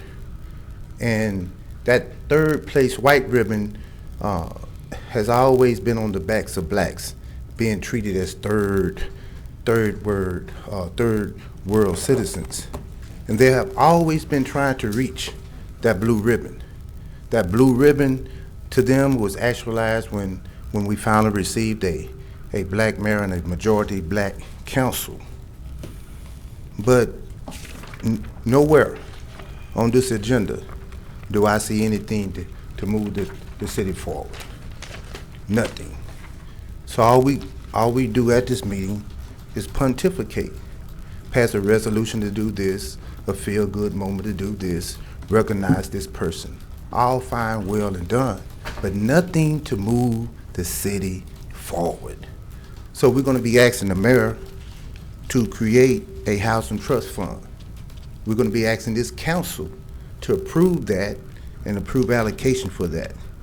We're going to be also asking the mayor to create a criteria, or we have some recommendations to help create neighborhood empowerment zones in which we can begin to eliminate blight and build economic development and life back into our communities. We're going to ask the mayor and this council to approve a revenue bond. I gave a number before, about 85 million. That'll go for infrastructure, streets, lights, sidewalks, going into these neighborhood empowerment zones that will create residential and retail businesses. We have to start doing something. It isn't hard. We're going to ask the mayor and this council to levy a TIF. I know the people in the city of Shreveport doesn't want to hear these things, but we broke. So we're going to have to start doing things to generate activity. Motion creates motion. And right now we don't have any motion. A lot of people say, well, TIF takes away from a municipality. That's not true. tips is over and beyond what is already collected that can be leveraged in 20-year maturity that the city can now use to galvanize and build the city. These are the things we're going to do. We're going to be sending an email out to the mayor, and we're going to CC you, Mr. Chairman, and the rest of the council. Mr. Muhammad, your time is up. Okay. Anybody have any questions? Nobody want to move the city forward? Well, let me just say this, brother. You have some great ideas as it relates to generating growth in popularity, not popularity, but population. Okay. We had a bond proposal. It was mentioned earlier. How do you propose to get the majority of the citizens to buy into your proposals? We're gonna need, you're putting some things on the mayor and the council. How do you see us generating and motivating the population to buy into what we are attempting to do? Great question, Councilman Bradford, and I thank you. The people in Shreveport, the majority of them, in fact, a study just came out that 60% of its residents cannot even afford rent in the city of this size. The average rent in the city of Shreveport is somewhere between $500 and $600. 60% of its residents cannot pay that. Yeah. The motivation is simple, that the vast majority of the people in the city of Shreveport are either broke, raggedy, hungry, and literally out of doors. One check away from that 60% even going further. Old man told me a story, and I'll be very succinct, that he heard an old dog as he was walking down the street, laying on the porch. And he was sitting down on a nail. And I asked him after he told him, I said, well, why didn't the dog just move away from the nail? And he said the dog, well, that the pain from the nail had became bearable, that he wouldn't even move. Well, I'm suggesting to you that the people are now howling, and they have moved away from the nail, and they're asking this body to move this city forward. Enough of the race fighting, enough of the Republican versus Democrat. It is time to move the city forward. I have a 13-year-old son, 11-year-old son, and in their best interest, I cannot ask them to stay in the city of Shreveport in 7, 8, 9, 10 years. I can't. Not for my lifeline, not for my father and my grandfather to continue in the future. Well, Brother Muhammad, I think it's no secret that you and I haven't always agreed. And I agree that we look at things, again, where they are and wonder why. We imagine things that can happen and say, why not we do these? That's what you're saying. But my point is simply that the statistics are real. You cited some of them, but the Alice report exposed all the weaknesses of this city that you mentioned. It was mentioned, and I just had a conversation about why do we have so wide of a demographics in this town? Well, 20 years ago we had 20,000 jobs that we don't have now. You think about the blue collar jobs that we have lost, and back in the 80s, that's when the suburbs came into play in Shreveport. People wanted to live in the suburbs. That's why you saw a lot of the annexation happening. But those jobs left, and left us with a donut, in a way. But it took away a lot of our middle class people. So I'm saying, I want to further this conversation, but I think that you're onto something that could be implemented to at least get us back in a posture that we can work together to develop a new city that we all could live and prosper in. So I thank you, sir, for coming down. Thank you, Mr. Brett. Anyone else? Thank you. Mr. Chair. Yes. Councilman Green. Mr. Muhammad. Yes, sir. Mr. Muhammad, and also to Councilman Bradford. I'd just like to say thank you for today, and thank you, Councilman Bradford, for today. Thank you, sir. God bless you. Thank you. Ken Kraft.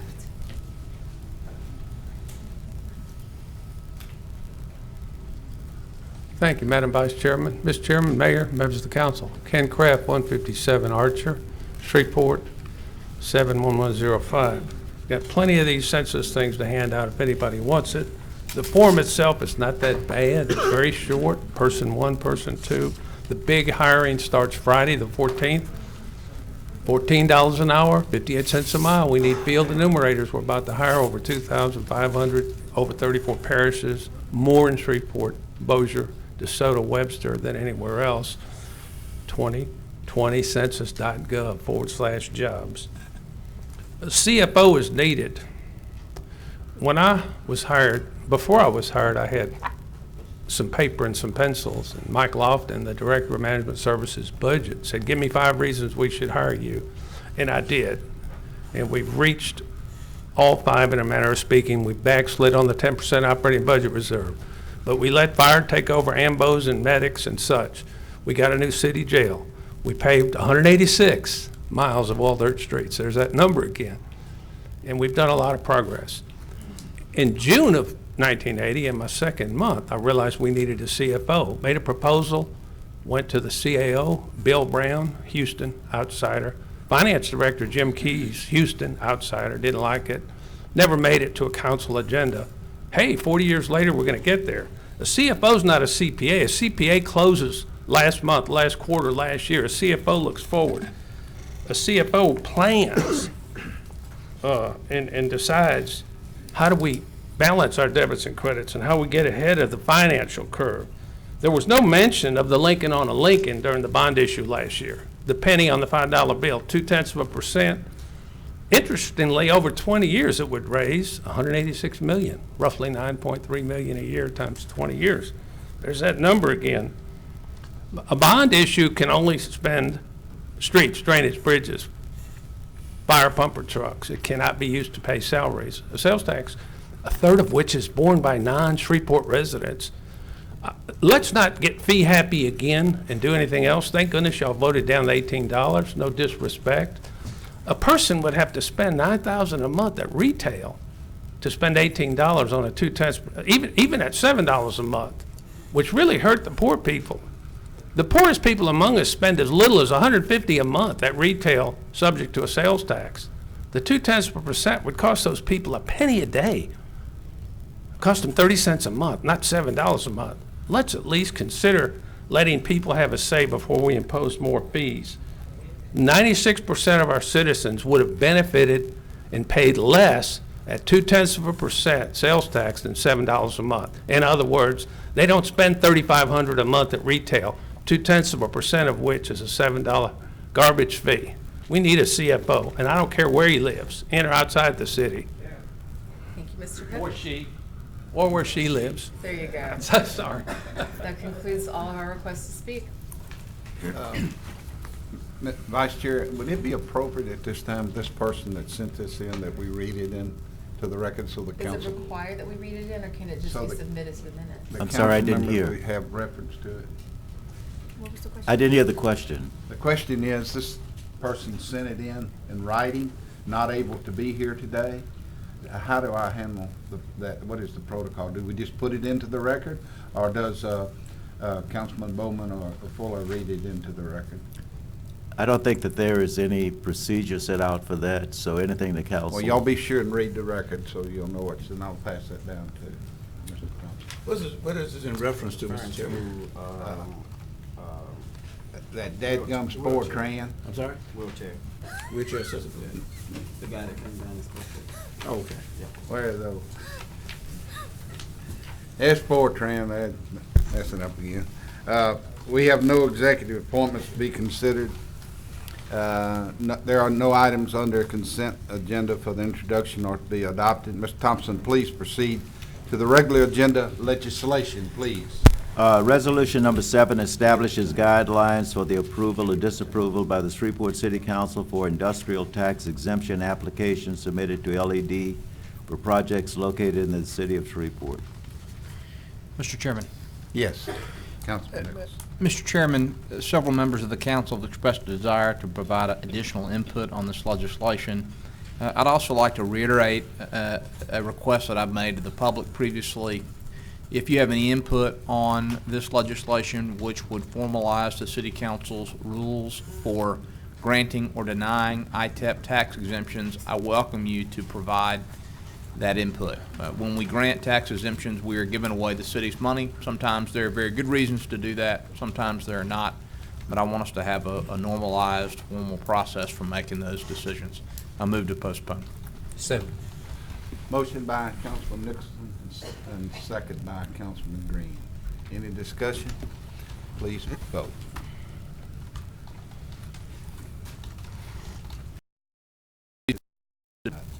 Councilman Green, the only thing I remember on giving anything, we did it for Councilman Bradford. Yes. Out there, here's the one, that's the only one I remember us doing on exemption, tax exemption. Was that one, right? That's the only one we had before? In the last year, Yeah. that's correct, but again, my district is one of the most economic disadvantaged districts. I need all the economic development I can get. Yes. Thank you. That's the reason I voted for it. Thank you very much. Okay. Resolution number 10 encourages the Metropolitan Planning Commission to pass a resolution to halt the acceptance of new annexation applications for a period of 12 months. There are two amendments. The first is by Councilwoman Fuller. It provides for an exception for subdivisions where future developments are adjacent to but outside the city limits and have been included in the preliminary subdivision plat and master development plan approved by the MPC prior to the effective date of the resolution. And amendment number 2 is by Councilman Butcher. This amendment provides an exception for the additions to existing subdivisions where future developments are adjacent to but outside the city limits. Amendment number 2 is broader than amendment number 1, and the council may want to take that up first. Okay, on the board, I have Councilman Butcher. I yield to Councilwoman Fuller. Thank you. I would like to make a motion to postpone. Second.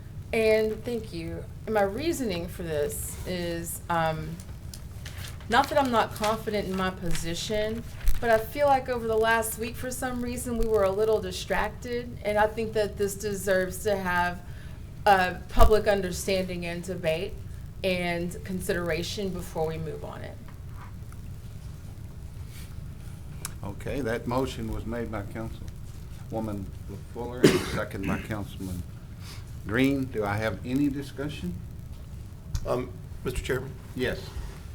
I wish to remove amendment number 2. Okay. When it comes back up, we will not read amendment number 2. Okay. Second, Ms. Creel has given me some information that I think is prudent to the decision when it comes to this, which may require a little bit more time, even though we're postponing it. I asked Ms. Creel to look in. The amendment that I added, I felt like would take care of what my objection to the ordinance overall was.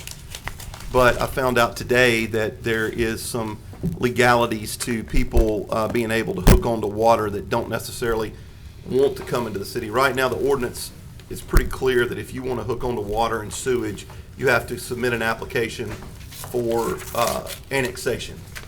And Ms. Krill, I'll let you tell everybody what you came up with that. Yes, sir. The information that I provided to Councilman Butcher came from ordinance section 94-7.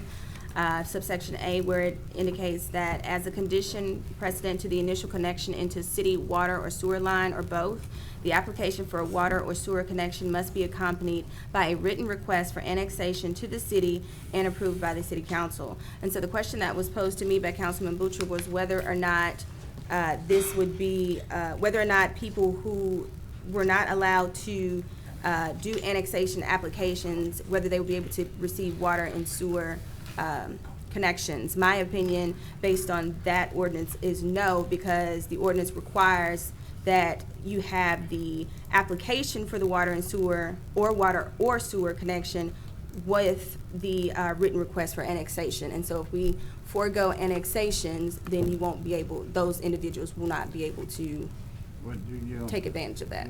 Yes, sir. Did I articulate your question? Yes, you did. Okay. Mayor, may I ask Mr. Furlong, please approach? Yes, Mr. Chairman, he's walking up.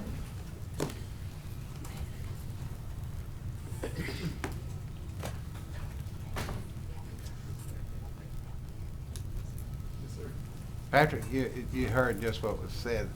Yes, That's sir. not what we've been doing, though, is it? Since I've been on the When council. there's a request for an outside connection outside the city limits, they're accompanied by a petition for annexation. We've been doing that. We do that. That doesn't necessarily mean they're going to be annexed. It just. Say that again so I can hit that. So- Hit me one more time with that. So when the application comes in for an outside water and sewer connection, it has to be accompanied by a petition for annexation. Okay. So the owner has to petition to be annexed. That does not necessarily mean that the MPC and the city is going to pursue annexation. Got it. There are Okay. actually Got it. many connections Got that it. were, that included a petition for annexation that were not annexed. Okay, I got it. Mr. Chairman. Yes. So, in fact, I think Ms. Featherston got us a list of residents and businesses that are paying double the rate, which would mean that they are still outside the city, and they go back all the way to the 90s. I think that what my question to Ms. Krill was, there is some development on the horizon for several areas in my district, and there's even areas of District C that are affected by this that would have development, and E and F and G that would have some, and A, that would have some development potential there. One of them is a fairly large business that may be coming to my district that would need city water and sewer. Now, I'm not necessarily saying they need to be in the city of Shreveport, but I do want them to have the ability to be able to tie on to our water and sewer. And the way the ordinance is written right now, they would have to submit an application, but we have a moratorium on applications if this passes. Therefore, they would not be able to submit the application, tie on to city water and sewer, which would halt development. So what I think we need to do is, one, we need to either change the ordinance that does not require them for a petition for annexation, or we need to take each one of these annexations like we've been doing, take what the recommendation from the Metropolitan Planning Commission is, if they are for it or against it, and then bring it to the council for a vote. And I'm not asking for your opinion, I'm just stating that. But that is what I said about the tying on the water and sewer. It could present a problem if I had a shopping center that wanted to build in my district that's actually outside the city right now, but it's still concurrent, but it doesn't meet the classifications of these two amendments. That would mean that shopping center probably would not be able to tie on to water and sewer. Yeah, I think it's going to get down to the legality of the language, which. Okay. Which I Okay, defer the to. chair recognizes Ms. Thank you, Chair. This question is either for Ms. Creel or Ms. Ewing about procedure. With passing this resolution, whenever we do it, the motion right now is to postpone. Would that actually halt anything, or would that basically be sending a signal to the MPC for more study, wherein a lot of these things would be under consideration? Possibly. I mentioned that to Councilman Butcher, I believe. The question that I had was what was the intent? Is this intended to be retroactive, or is it just to be prospective? And I think if the intent is for it to be prospective, language can be added to achieve that end. If not, I would have to do further research to verify for you. Perspective. Okay. All right. Thank you. Yes, ma'am. Mr. Chairman? Yes. And I would like to thank my colleague, Councilwoman Fuller, for postponing this. I think we've got a little bit of work to do on this before we move forward. So I will second her motion to postpone. Okay. Green already did. Green already did that. All right, we want to vote?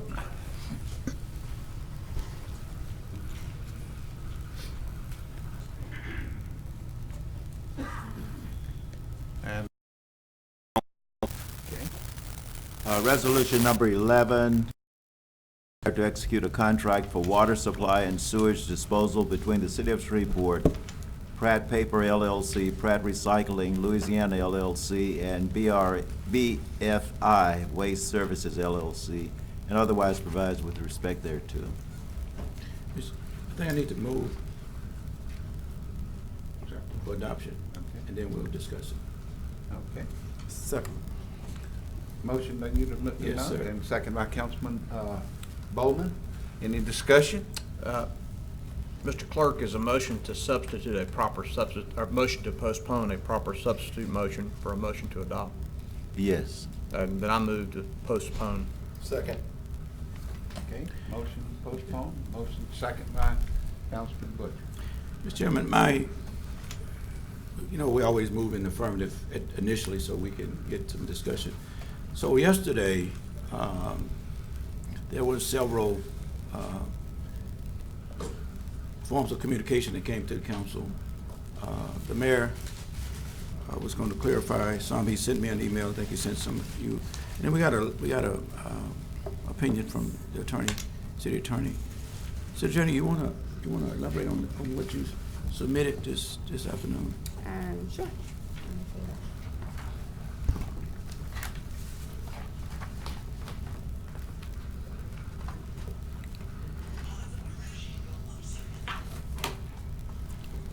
Yesterday, Councilman Nicholson requested an opinion regarding discriminatory water and sewage rate structures and practices. And I apologize if I did not capture that correctly, Councilman Nicholson. I was scribbling, and I believe that's what my handwriting said. I was endeavoring to get this completed before council, and I was able to get it done just before I walked in. Essentially what my opinion says is that a similar situation has been addressed by the AG's office with regard to the town of Cotton Valley. And essentially the question in that scenario was, whether or not the classifications for customers could be differential, for lack of better words. And the AG ultimately opined that there has to be a non-discriminatory basis, and in that opinion they note a number of examples, one of them being economic development, and that ultimately is not enough in itself for a rate structure to be discriminatory, but it has to be unreasonably discriminatory. And based on the information I received while working through this process, with regard to this agreement, it was my understanding, and if I'm wrong, someone please correct me, that the administration's motivation for entering into this three-party agreement was for the purpose of economic development. And so I felt like that opinion was the most appropriate. And since our ordinances for water and sewer allow for the council to deviate from the rate structure that's noted in the ordinances, it is my opinion that what would be agreed to in the contract between Pratt and Republic, should the council decide to proceed with it, it would not be discriminatory and unlawful. Okay. So, and I appreciate that, attorney. We went into very depth discussions regarding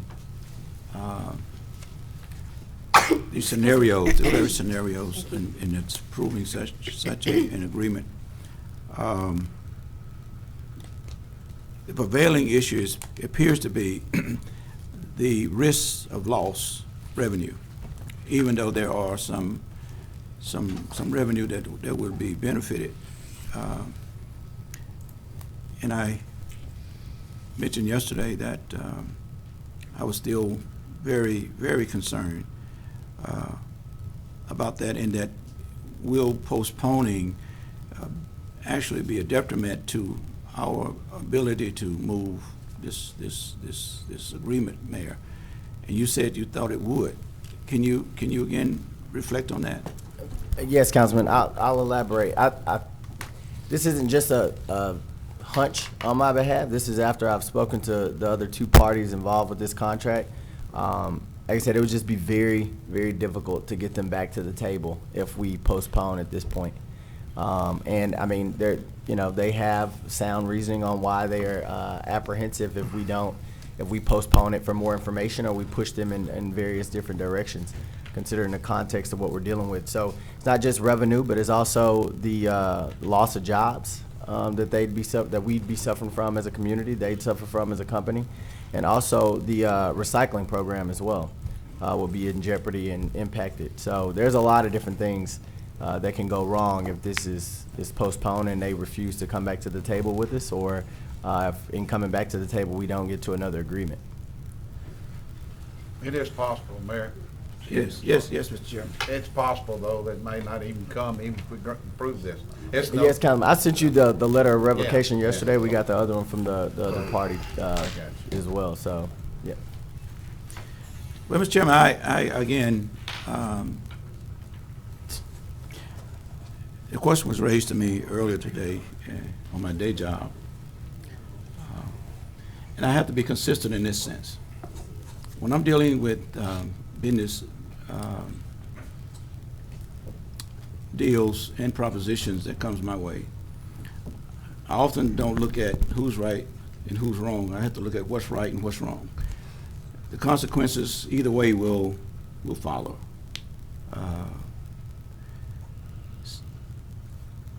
So I'm still complex in a way to say what's right in this situation. Do we yield to the possibility of us not being able to reach a deal and jeopardize losing those services that are rendered, or do we do what I considering what is right and not allow this council to be put into a situation where we can't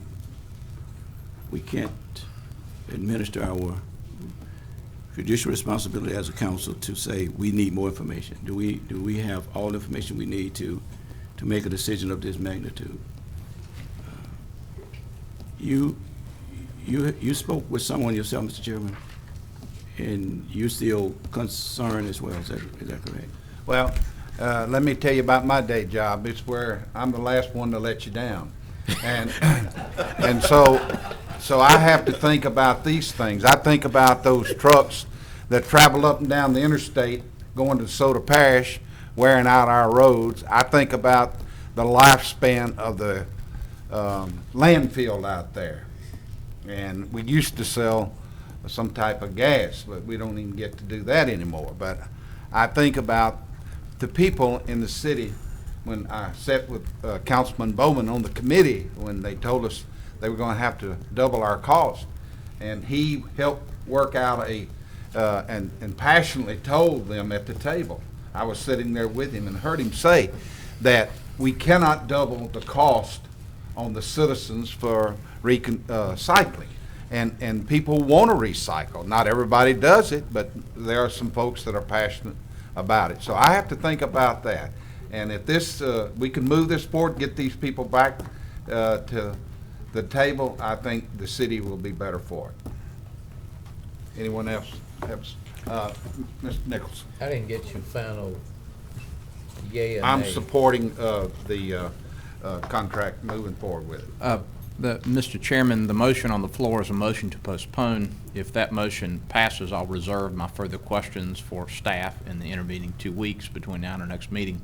If that motion fails and a motion to adopt is made, I will do my best, taking as much time as I need to understand this afternoon what this contract is about and whether it benefits the city.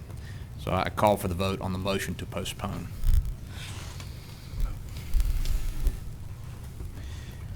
So we supposed to vote no to postpone? Voting yes to postpone. Voting yes? I thought that's what you told me you were doing. Vote yes to postpone? But he Yeah. voted no to not postpone.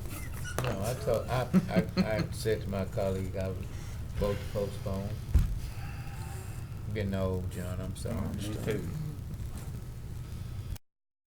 We have 4 yeses and 3 noes, so it moves to postpone. Thank you, Mr. Chairman.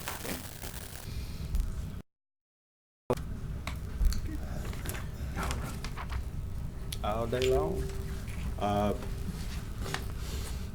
Resolution number 12 accepts dedication for Jeffrey Kyle Drive and Jace Michael Drive rights-of-way and the servitudes for utilities and drainage in Trinity Bluff subdivision. So move. Second. Motion by Councilman Bradford, second by Councilman Butcher. Any discussion? Let's vote. Yeah.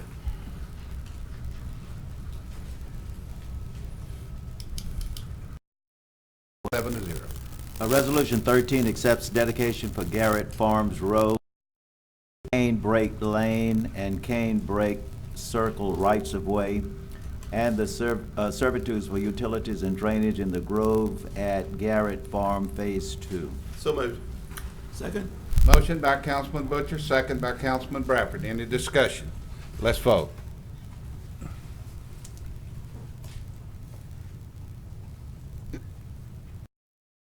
Motion passes 7-0. Resolution number 14 contains the mayor's recommendation to the council for its approval regarding the amount and type of various insurance premiums, and authorizes the mayor to execute a payment for the purpose of binding insurance. Motion to move. So move. You move? Have motion. I second. Second by Councilman Bradford. Motion by Chair. Any discussion? Please vote.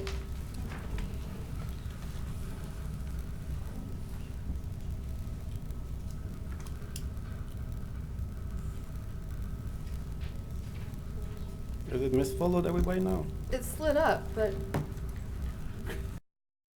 That motion passes 7-0. Resolution number 15 authorizes the mayor to dedicate the Garden Street in honor of Reverend John B. Simmons. So move, Mr. Chairman. Second. Motion by Councilman Bradford, second by the Chair. Any discussion? Mr. Chairman, I will say that for those who did not know or was around at that time, Pastor Simmons was an icon in the faith community of Shreveport. He, along with 5 other African-American ministers back in 1958, after the Montgomery bus boycott, led a boycott of the Shreveport transit system. At that time, it was trolleys. But even more importantly, his involvement in the civil rights movement led that his church got bombed. The only church in Shreveport that got bombed back in the early 60s. So anyway, the church is going to recognize him at their church anniversary in March. And I wanted to offer that we would dedicate that block of the church in his honor at that time. So I appreciate the support of the council people. Okay. Let's vote.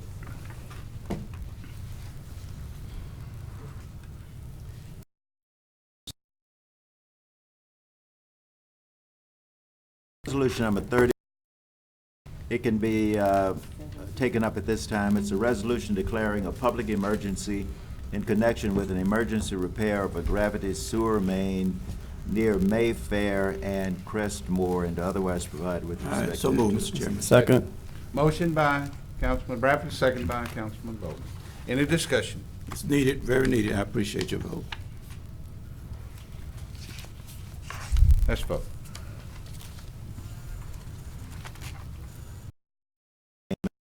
Has passed 7-0. Mr. Chairman, we're now in the resolution number 16 authorizes the mayor to execute an agreement between the city of Shreveport and Downtown Shreveport Unlimited, Inc.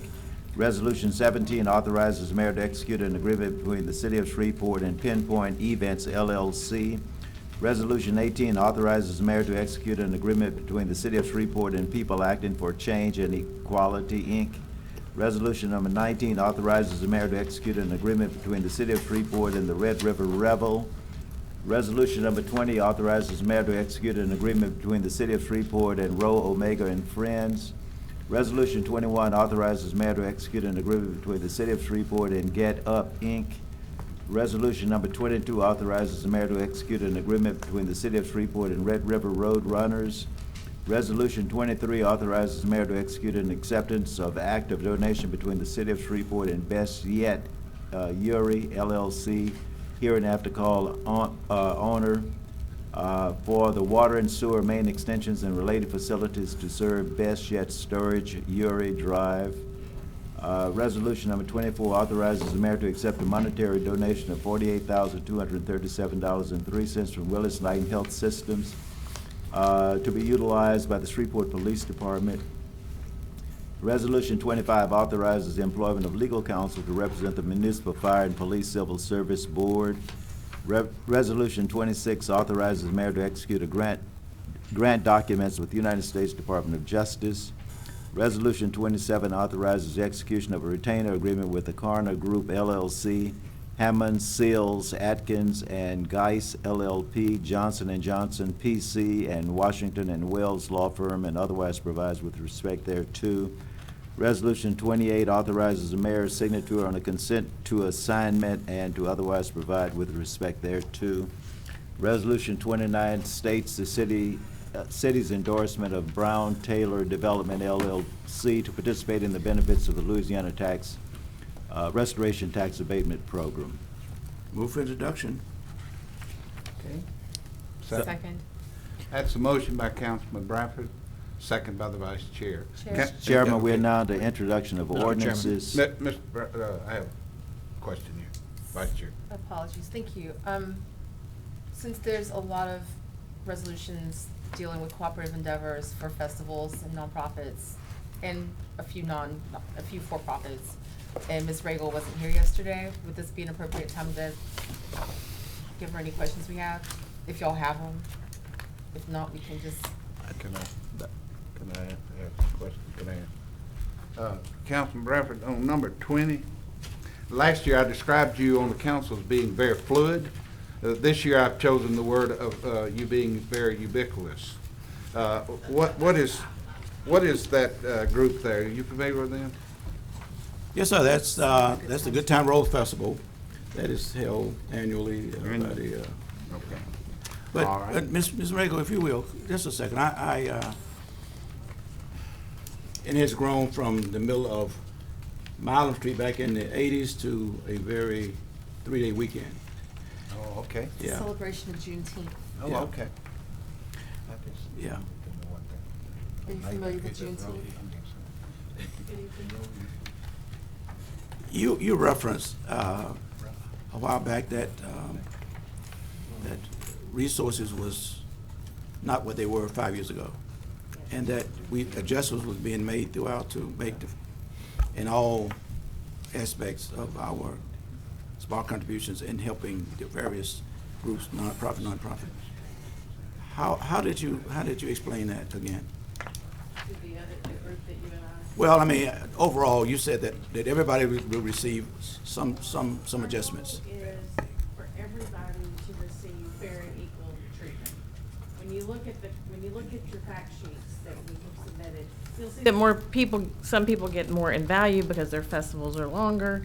But what we have done is put together the things that the city can afford to do in the position that we're in now.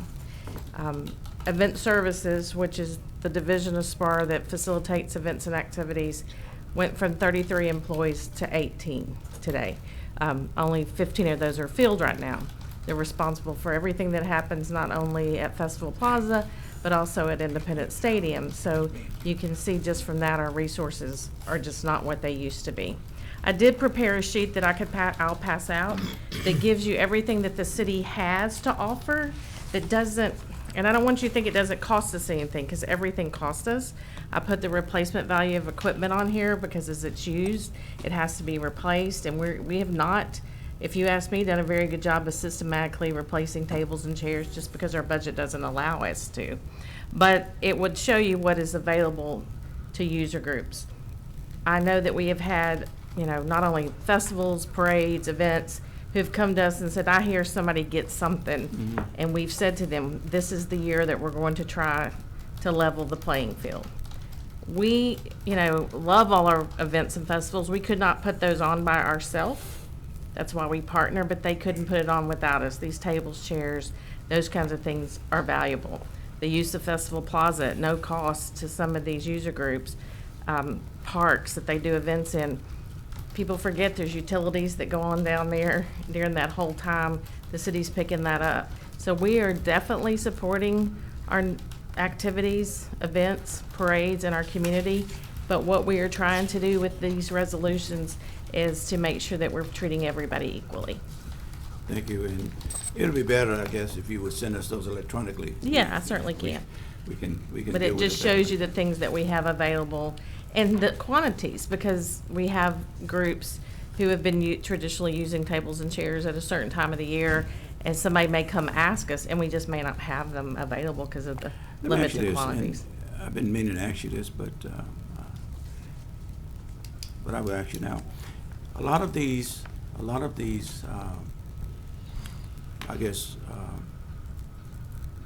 the users, I'm gonna use for a better word, those who utilize our facilities, they seek sponsorships.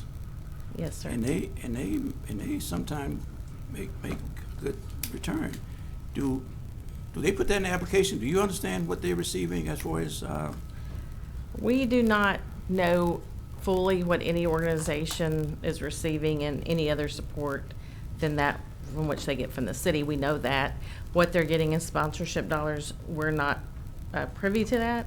We can ask for that in the future because our contract says we can ask for, financial statements. We, on some of our boards of some of these organizations, we have representatives, so we see their budget, so we know what they are. Not every one of them do we serve as a member. well, I concur with what you're doing, what you have done, what you're doing. The only thing that I would suggest, if someone wants more than what we have the ability to do, then ask that they compensate us for that additional service. Right. Okay? Okay. Thank you. Thank you. Thank Any you. questions? Welcome to the hot seat. Thank you. I get, some of the questions that I get are about the events that we have going on. A lot of them are nonprofits that run festivals and they're providing quality of life.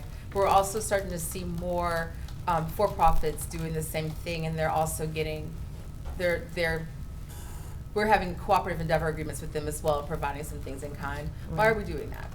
Well, because our goal is to, parks, recreation, is to provide quality of life activities and events that not all of us can consider the same things leisure activities. Running on the parkway may be one person's thought of a leisure activity. Going to an event at Festival Plaza or in one of our parks is really somebody else's. And so our goal is to provide as many quality of life recreational activities we can. The problem is our budget doesn't allow for us to do that on our own.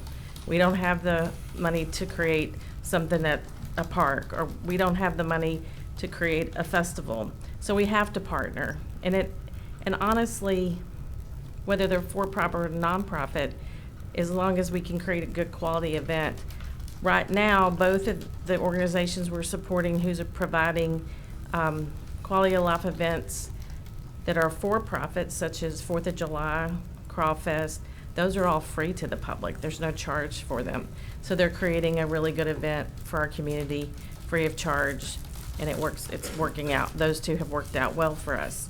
We're always looking for people to partner with. We couldn't do the kind of events and activities we're doing at SMG.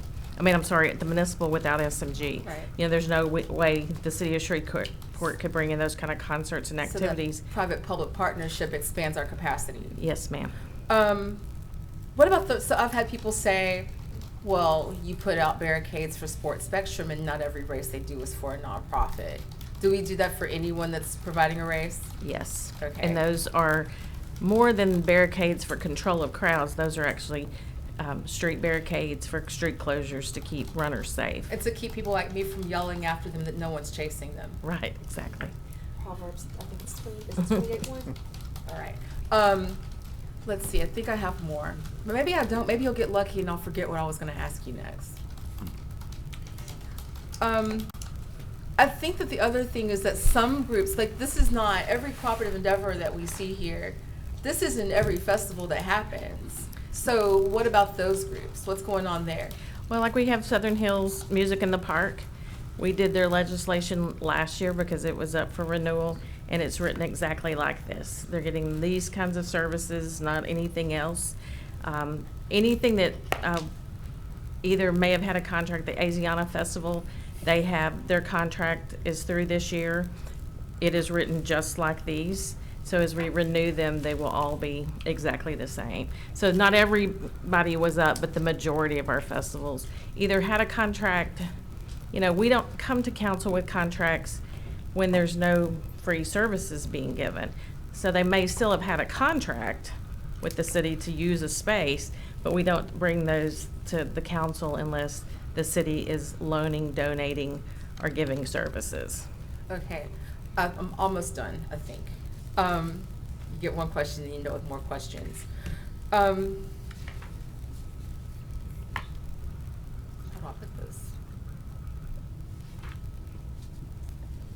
So you've covered the events that we have, the contracts that are up and not up. And then there's some groups that are actually just paying for everything outright without asking for any sort of trade with the city. Correct. When we do things like this, we get listed as a sponsor on those events, correct? We ask them to list us as a sponsor at the same type and level in accordance with our contribution. And we're able to do that because we can monetize every piece of this, including the staff time that's going into it. Correct. Like you said before, if the staff isn't coming and helping you put your shares and stuff out or hang signage, they would be doing something else in one of our facilities. They Yes. wouldn't just be sitting Yes, around even event waiting. services, which, you know, that a majority of their job is to facilitate activities and events, but we're not doing that. They're painting at Independence Stadium, they're repairing things, you know, in the theater, they're cleaning the fountain in front of the theater. They have lots of jobs to do, so yes, they would still be busy. Now, how much staff do you have now compared to what you may have had like 5 or 6 years ago or 10 years Like I ago? said, we were at 33 in event services alone, not including, well, with special facilities, which is the stadium. We now have 18 approved positions, 16 are funded, or filled. They're funded but not filled, 2 of them. Okay, thank you, I'm done. Mr. Riggle. Yes, sir. Hey, good evening. In broad strokes, what will be the rules that apply to all festivals? In other words, what services are we going to provide in a consistent manner? Consistently, and I will send y'all the list of supplies that we have, tables, chairs, barricades, there's a whole list. And I'll tell you how many of those we have, and I'll send that information out to you. So basically, if you're gonna do an event at a park or at a festival plaza, we could provide up to the amount we have, these tables, chairs, this equipment. And here's the value of that, and that's how we determine what we put on that when you get the fact sheet. We will also set up the city-owned equipment for you. In other words, if you're getting barricades from us, tables from us, chairs from us, we'll go out and set those up during our normal working hours, and that's figured into that fact sheet too. The other thing that like I said earlier, the use of Festival Plaza, no rental fee, but you have to remember we pay the utilities, all the electricity, all the water, the sewage, any of that stuff that we have to do, any minor repairs, maintenance, again, you know, that is on the city to do, so we're providing that as part of your agreement that are in these agreements. Anything over and beyond that is more than, you know, our scope should be and more than we can afford at this point in our budget. So tables, chairs, barricades, free rent, free use of Festival Plaza. Yes, sir. That's what we're going to provide to all festivals in a uniform Yes. manner. What about police, fire, and EMS? If a festival wants that, they have to pay for it? Yes, sir. And the majority have always paid for their own police and fire. Y'all know that we still have another, that's a Mardi Gras season to go before those contracts are up for renewal, and we'll have to be talking about how we support those in the future. And then the 4th of July has one more year, and they do receive police services. And we're gonna have to decide, is that something that we can continue to provide in the police budget? At one time, in the Rebels contract, they had EMS during the day that they were providing. But again, that's something that costs the city hard dollars. That has been removed for the contract because no one else gets that.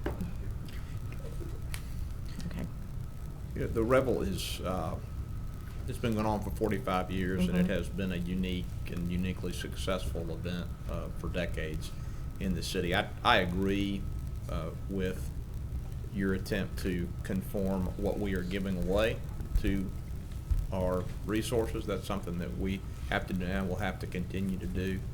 I have had some conversations with representatives of the Rebel in which they expressed concern about the fact that they have already adopted their budget for the upcoming year, and this change will adversely impact that budget that has already been approved.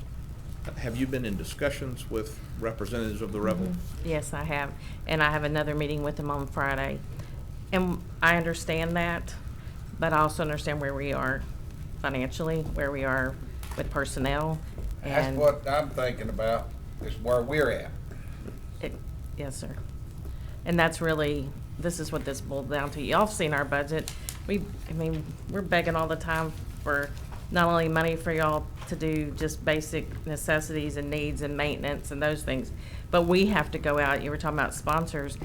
Almost everything we do, we have to go out and ask money for that's over and beyond. If we want to provide us programs, I mean, just thinking about therapeutic today, trying to keep that program funded while health insurance for employees and retirement and all of those things continue to rise, we're having to absorb those in our budget. So we have to be sure we're doing our essential services of providing recreational program first before we give it away to groups that have the ability to go out and raise funds in a way that's easier for us. You know, when we beg for money, and I've told y'all in budget hearings, I never thought I would be raising this much money in this job. It's hard because people say, well, where are my tax dollars going? So I think that's really what has driven this, is just our share where we are today. Has your department or has some other entity in the city adopted formally a rule that sets out what we will do and not do for each festival? Is that on the books? I think that's part of these resolutions that are coming to you for you to adopt those. But I believe that we've talked with the administration, we've talked with our staffs, and not just the staff that runs it. We had a meeting with everybody who works in event services, from the one sitting the chair out, to talk about how they felt about how should we facilitate going forward. And so I think this was a conversation that's been going on a little over a year internally, and then we've had the opportunity with these contracts coming up for renewal to get everybody in line, not only fairly and equally, but also in line with the resources we have. Well, I hate to tell anybody no who's providing a popular service and is asking the city for money, but again, I'm sympathetic with and appreciate your effort to conform our spending to our resources. We had a very nice lady talk this morning about the fact that the city has struggled to provide support for disabled people in a therapeutic program that we've maintained for years, and we've got to make hard choices if we're going to continue to provide essential services of that nature. Thank you. Right. Thank you. Yeah, one other question. Shall I be remiss if I didn't tell you how much I admire you and the job you do? You're a wonderful asset to the city. One other question was... I thought there was a butt coming. So I'm glad there was. Okay. My question is, in regards to organizations that are not utilizing city property for events, what is our policy on going out to private property who wants to utilize our resources? You have approved before, and they'll come back up for renewal. For instance, the barbecue that happens on North Market. Yeah, sure. The Heroes Barbecue that we do, those are not on city property. But we've always wanted to help facilitate that, because in the end of the day, they turn around and write a check to the fire and police department. That's right. So it's to help them raise money for the fire and police department. There's, I'm sitting here thinking about if I can think of any others, but that's really. That's the largest one we do. That's the largest one, and normally, I can't think of any others that aren't either in our parks or city right-of-way or in city facilities. So there's a benefit for the city. Other organizations or entities could request the use of resources, but there has to be some trade-off, I would imagine. Yes. Yeah. And all of these, according to the way we have to write them, have to serve a public purpose, public benefit. Public service purpose, okay. All right, thank you very Okay. much. Mr. Chairman, before we move on to the introduction of ordinances, I would like to recognize the distinguished President of the Caddo Parish Commission, Commissioner Mario Chavez. Stand up and let everybody see you. Thank you, Mr. Chairman. I believe I left it, where is there a motion to introduce these resolutions? Well, we made the motion, I think.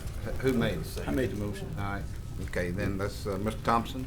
We're now into ordinances to be adopted. Ordinance number 10 amends the 2020 Grant Special Revenue Fund budget. Is there an introduction?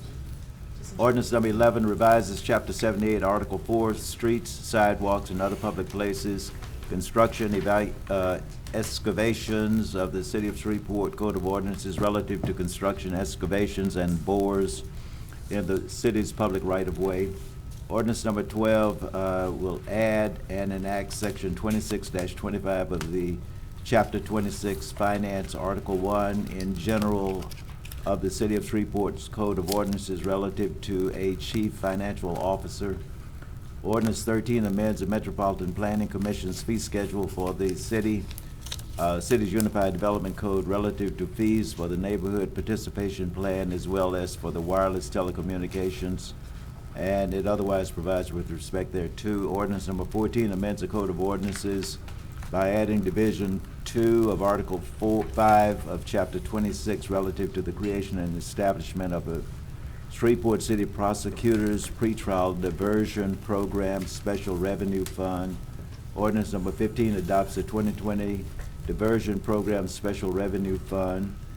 Ordinance 16 amends the 2020 General Fund budget.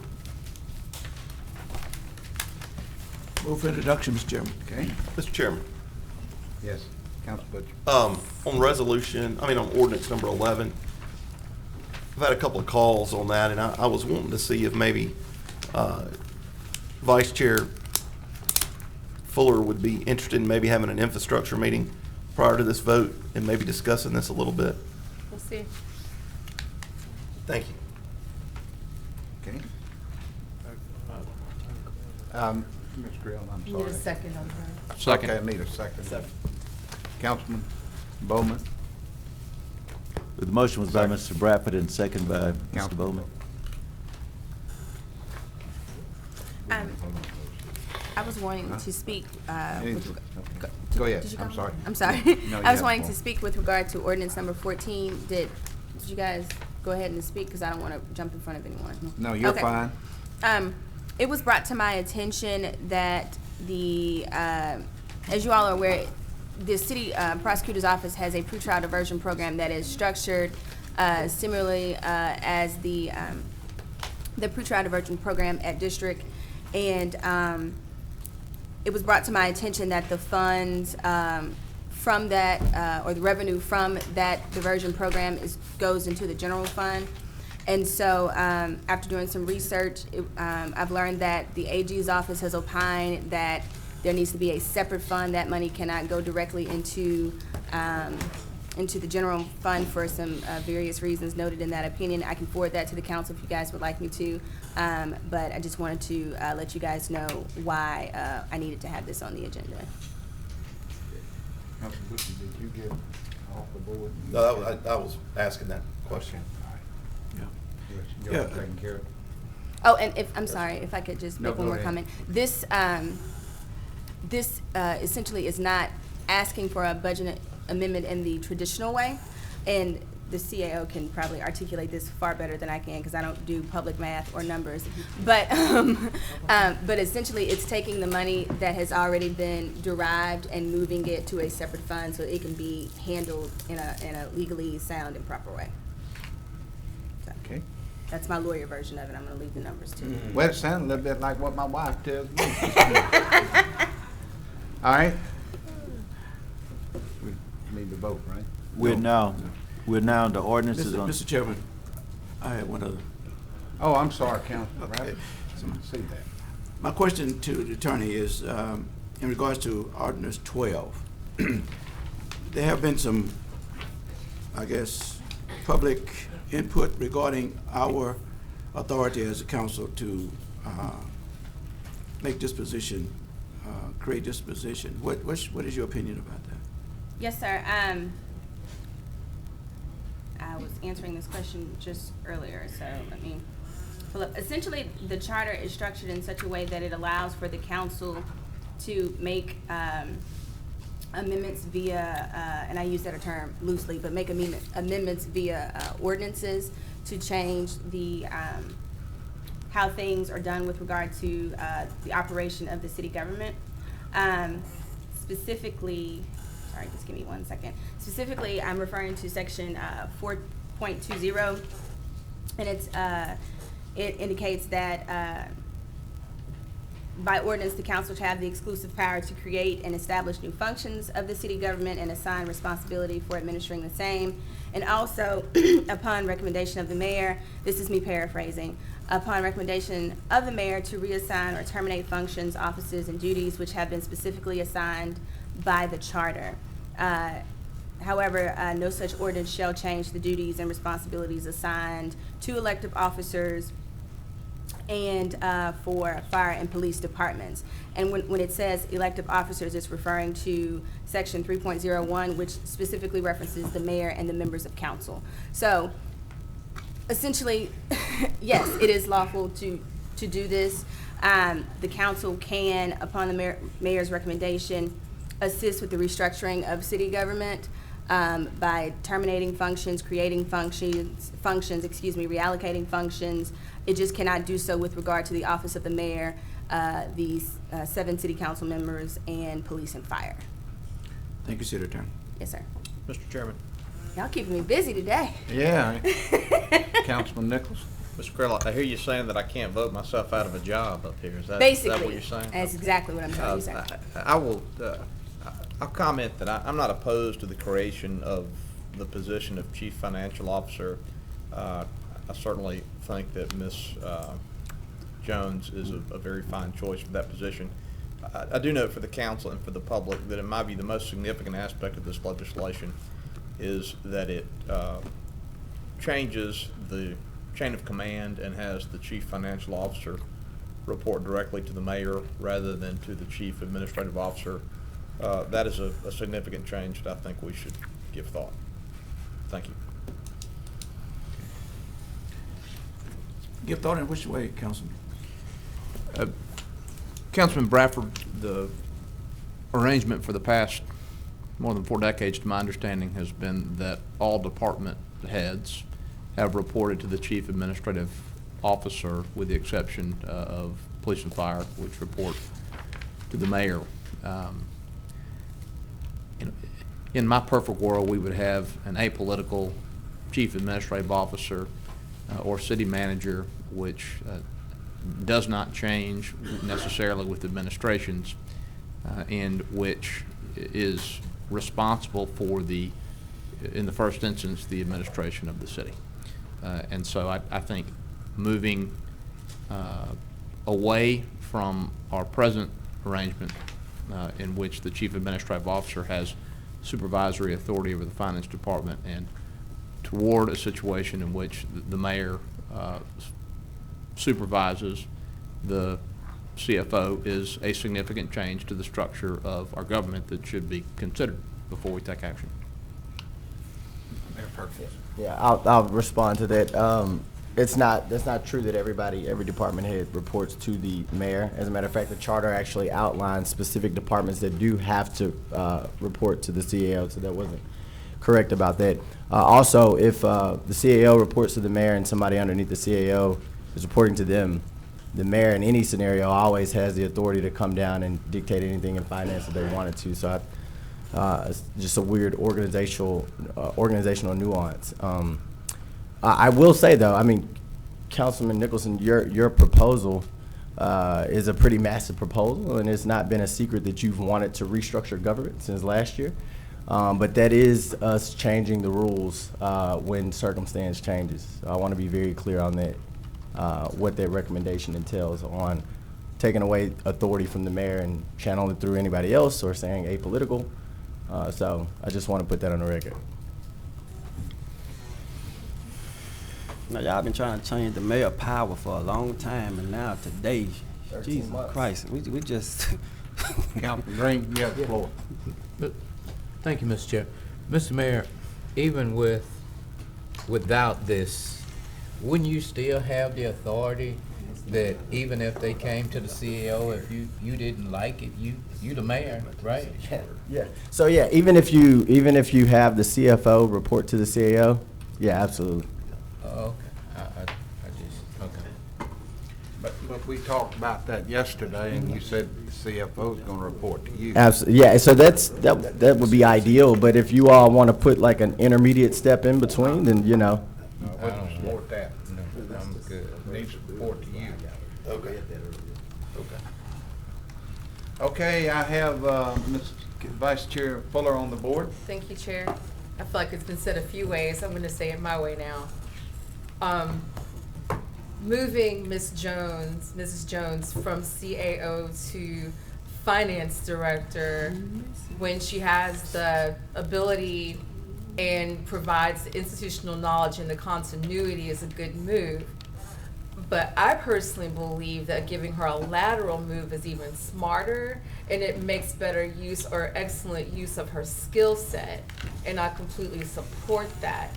And I really am not in the mood to micromanage you in that way, as far as the structure of the way that your staff is set up.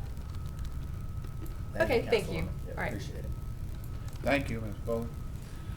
All right, where are we, Mr. Thompson? We're now on the ordinances on second reading and final passage. Ordinance number 3 amends the 2020 Downtown Entertainment Economic Development Special Revenue Fund budget. So moved. Second? Motion by Councilman Green, second by Councilman Bradford. Any discussion? Please vote. 7-0. Ordinance number 4 amends the 2020 Special Revenue Fund budget. So moved. Second? Okay, motion by Councilman Green, second by Councilman Bradford. Any discussion? Let's vote. Ordinance number 5 amends section 50-157 concerning spitting in public places. So moved. Ms. Fuller just won't push the I button. did push the button. It's all lit up. I hear you over the front of this bus. Push it twice and get them tie tracks. Set up a spa day, get rid of them, and massaged out. So that's a 7-0. Second? Ordinance number 5 amends section 50-157 concerning spitting in public places in the city of Shreveport. Councilman Nixon, motion. Councilman Nixon, and I hear it listening for a second. Second. Councilman Butcher. And my question was, Mr. Chairman, to, Yes. I hear your concern, but how will we enforce this? Councilman Bradford, currently state law, and I understand in the grand scheme of things, this is a small thing, but it came to my attention years ago as a lawyer, and since I'm up here, I thought I would address it. State law understandably and appropriately prohibits spitting in public buildings. That's something that I think ought to be a criminal offense. The city ordinance presently goes a step further and makes it a criminal offense to spit on a sidewalk. That is something that I do with great regularity on the occasions when I am jogging. I don't do that very often, as you can all see, but when I do. And I just think this is an example of a law that might be enforced unequally against different people. So I'd like to make it no longer a criminal offense to spit on the sidewalk. And that's why I've offered this legislation. Thank you. Yes, sir. Good. My imagination was going to these baseball games and football games where these athletes be running up and down the field. That's right. I don't want them going to jail either, you know, so we got to. All right, thank you, Mr. Yes, sir. Okay, let's vote.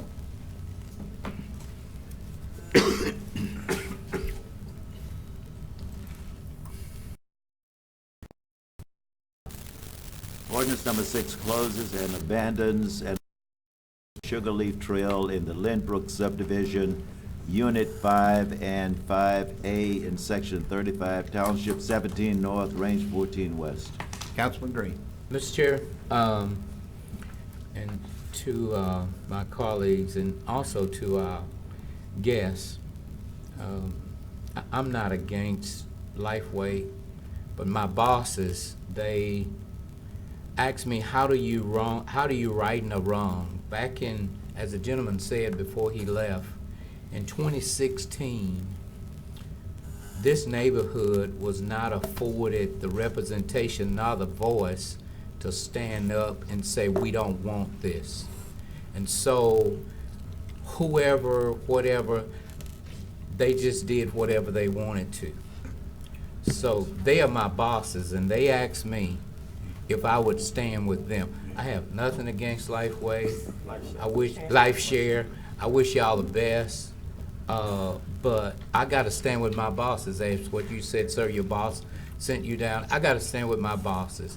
they said that they were not treated right in 2016. And so what I'd like to do, I'm going to ask my colleagues to vote no on this, on 6 and 7. And also, but I'd like for LifeShare and that neighborhood to come together. And if that neighborhood comes together with you all and say, okay, we can do this, and I've heard the lawyer said to me in the lobby, said whenever, they could just do whatever they want to right now. But this is going to tell the test as to how compassionate LifeShare is. And so I'm going to ask my colleagues, I support you all in your district, and I'd appreciate it today if you'd support me with this, because my boss has asked me to do this. So I'm going to be asking for a no vote. Thank you, Mr. Chair. Okay. Any other discussions? No, I'd like Mr. to make a move. I'd like to make a motion to on number 6. Okay. Second by Councilman. What is the motion? The motion is adopted, but he's asking us to vote no. Yeah. Yeah. Okay. All right. Mr. Chairman, I you know. Who again- made the second, Mr. Chairman? Oh, okay. I'm sorry, Councilman Bradford. Mr. Chairman, again, I give all the respect to the council members who district these different items come before us. I think he made a good plea that let's adhere to the wishes of the community, and then he asked that more conversation would go forward with the LifeShare in the community, and I think at that time he's willing to reconsider the wishes of the community. I don't know, and you said that if they did have the ability to close the street, the portion that they, I guess, have the ability to, doing that would not be a neighbor thing to do. Is that what you said? Exactly. Ms. Fuller? Thank you, Chair. I'm respecting everything you're saying, Councilman Green. I think that we need to get a better understanding of what the aftermath of this is from Mr. Clark, if possible. Is that okay? Well, the aftermath is if I get 4 votes, it's going to fail. Well, right, but I understand that, but the thing is it's the timeline on it. Well, what's going to happen is this. You could have Mr. Clark to come, but we could save a lot of time because my stance is not going to change. So if you just want him to come and talk about it, you can, but I'm not going to. At this particular time, I just need 4 council members up here to vote with me on no. I hear you. Let me ask you one thing, or just mention one thing. In the past, when I've had an issue with something coming up and I remanded it back and we were able to come to a solution and we were able to meet and see eye to eye and be able to work that out, and that gentleman, that's coming up next, and we were able to come to something that we were able to pass, and that took us a couple of months. But if we were saying you want to be able to come back to the table and see if there's something y'all can work out, that's something you can do in a couple of months. But if we deny both of these things today, it would be a whole year before they can bring it back. That's the only thing I wanted to mention to you. That was something that worked for me, and I felt really good about being able to do that. And then partially that happened because you helped to get that young man to come back and talk to Mr. Clark and see what we could work out. I understand what you're saying and what you want, but I'm just asking if that's something that you would consider. No, what I'm saying is that whatever you brought before this council, whether I liked it, whether I disliked it, whatever I thought, I said if that's what you wanted in your district, you got my vote. Okay. All right. All right, let's vote then.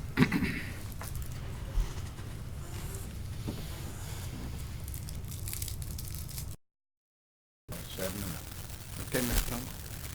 Thomas. Ordinance number, case number 19-313-C.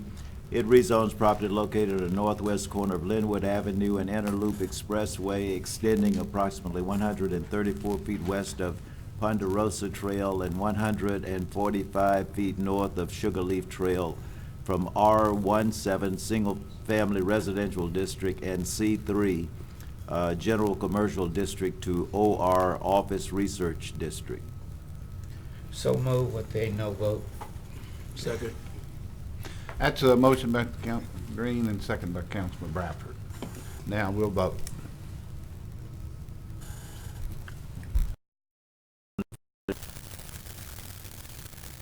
Okay, failed, 7. Ordinance number 8 is a zoning case -425-C. It rezones property located on the northwest side of Pickett Street, approximately 175 feet southeast of Fairfield Avenue, from R-UC Urban Core Residential District to C-UV Urban Village Commercial District. Motion to approve. Second. That's a motion by Councilman. I hope I see the same courtesy, because there'll be a first from some of you. I said so. Okay, Oh, no, not you. Councilwoman Fuller made the motion and Councilman Green seconded the green. Make the record clear. Any discussion? I support the councilwoman as always. My You did thing 2 is weeks hung up ago over when this there. exact same Blowed thing was up. up. It done blowed up. What's wrong?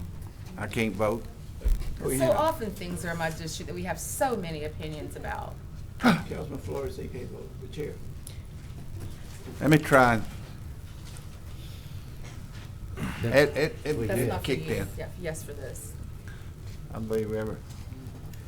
Has everybody registered to I vote? have no problem doing it, please. I know where I stand with you. Jeb Bowman Jr. had it? Okay. That passes 7-0. Congratulations.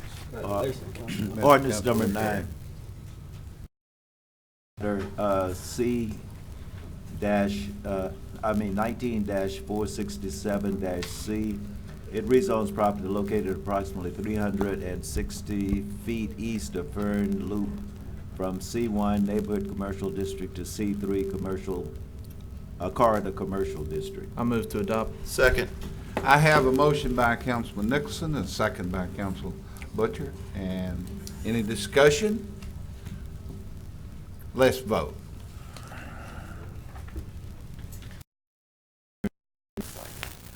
Councilman Nicholson, congratulations. That passed 7-0. Mr. Thompson, do you have any table legislation to be removed today? Not that I know of, Mr. Chair. Do you have, we have no proper standards, We ABO, have none, MPC, Mr. Chair. ZBA? Mr. Thompson, are there any other appeals? None.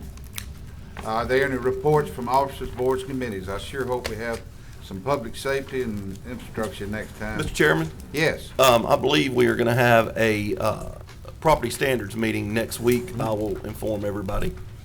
I didn't put them on committee. Look pretty, Mr. Gray. Is there a clerk's report? We gave it yesterday, Mr. Chair. Okay, Mayor Perkins, do you have any additional communications to this fine council? I do not, Mr. Okay, Chairman. does any council member have additional communications?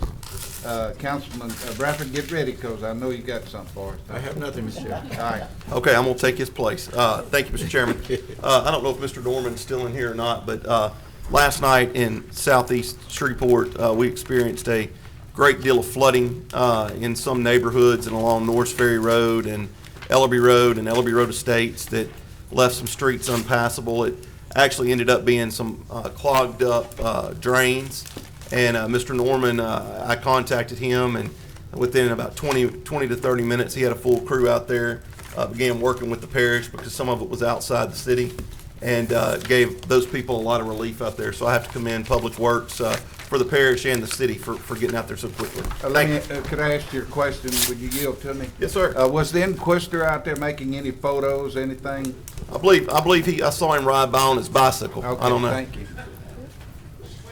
Any other for the council? This council now is adjourned. No problem. He'll be okay.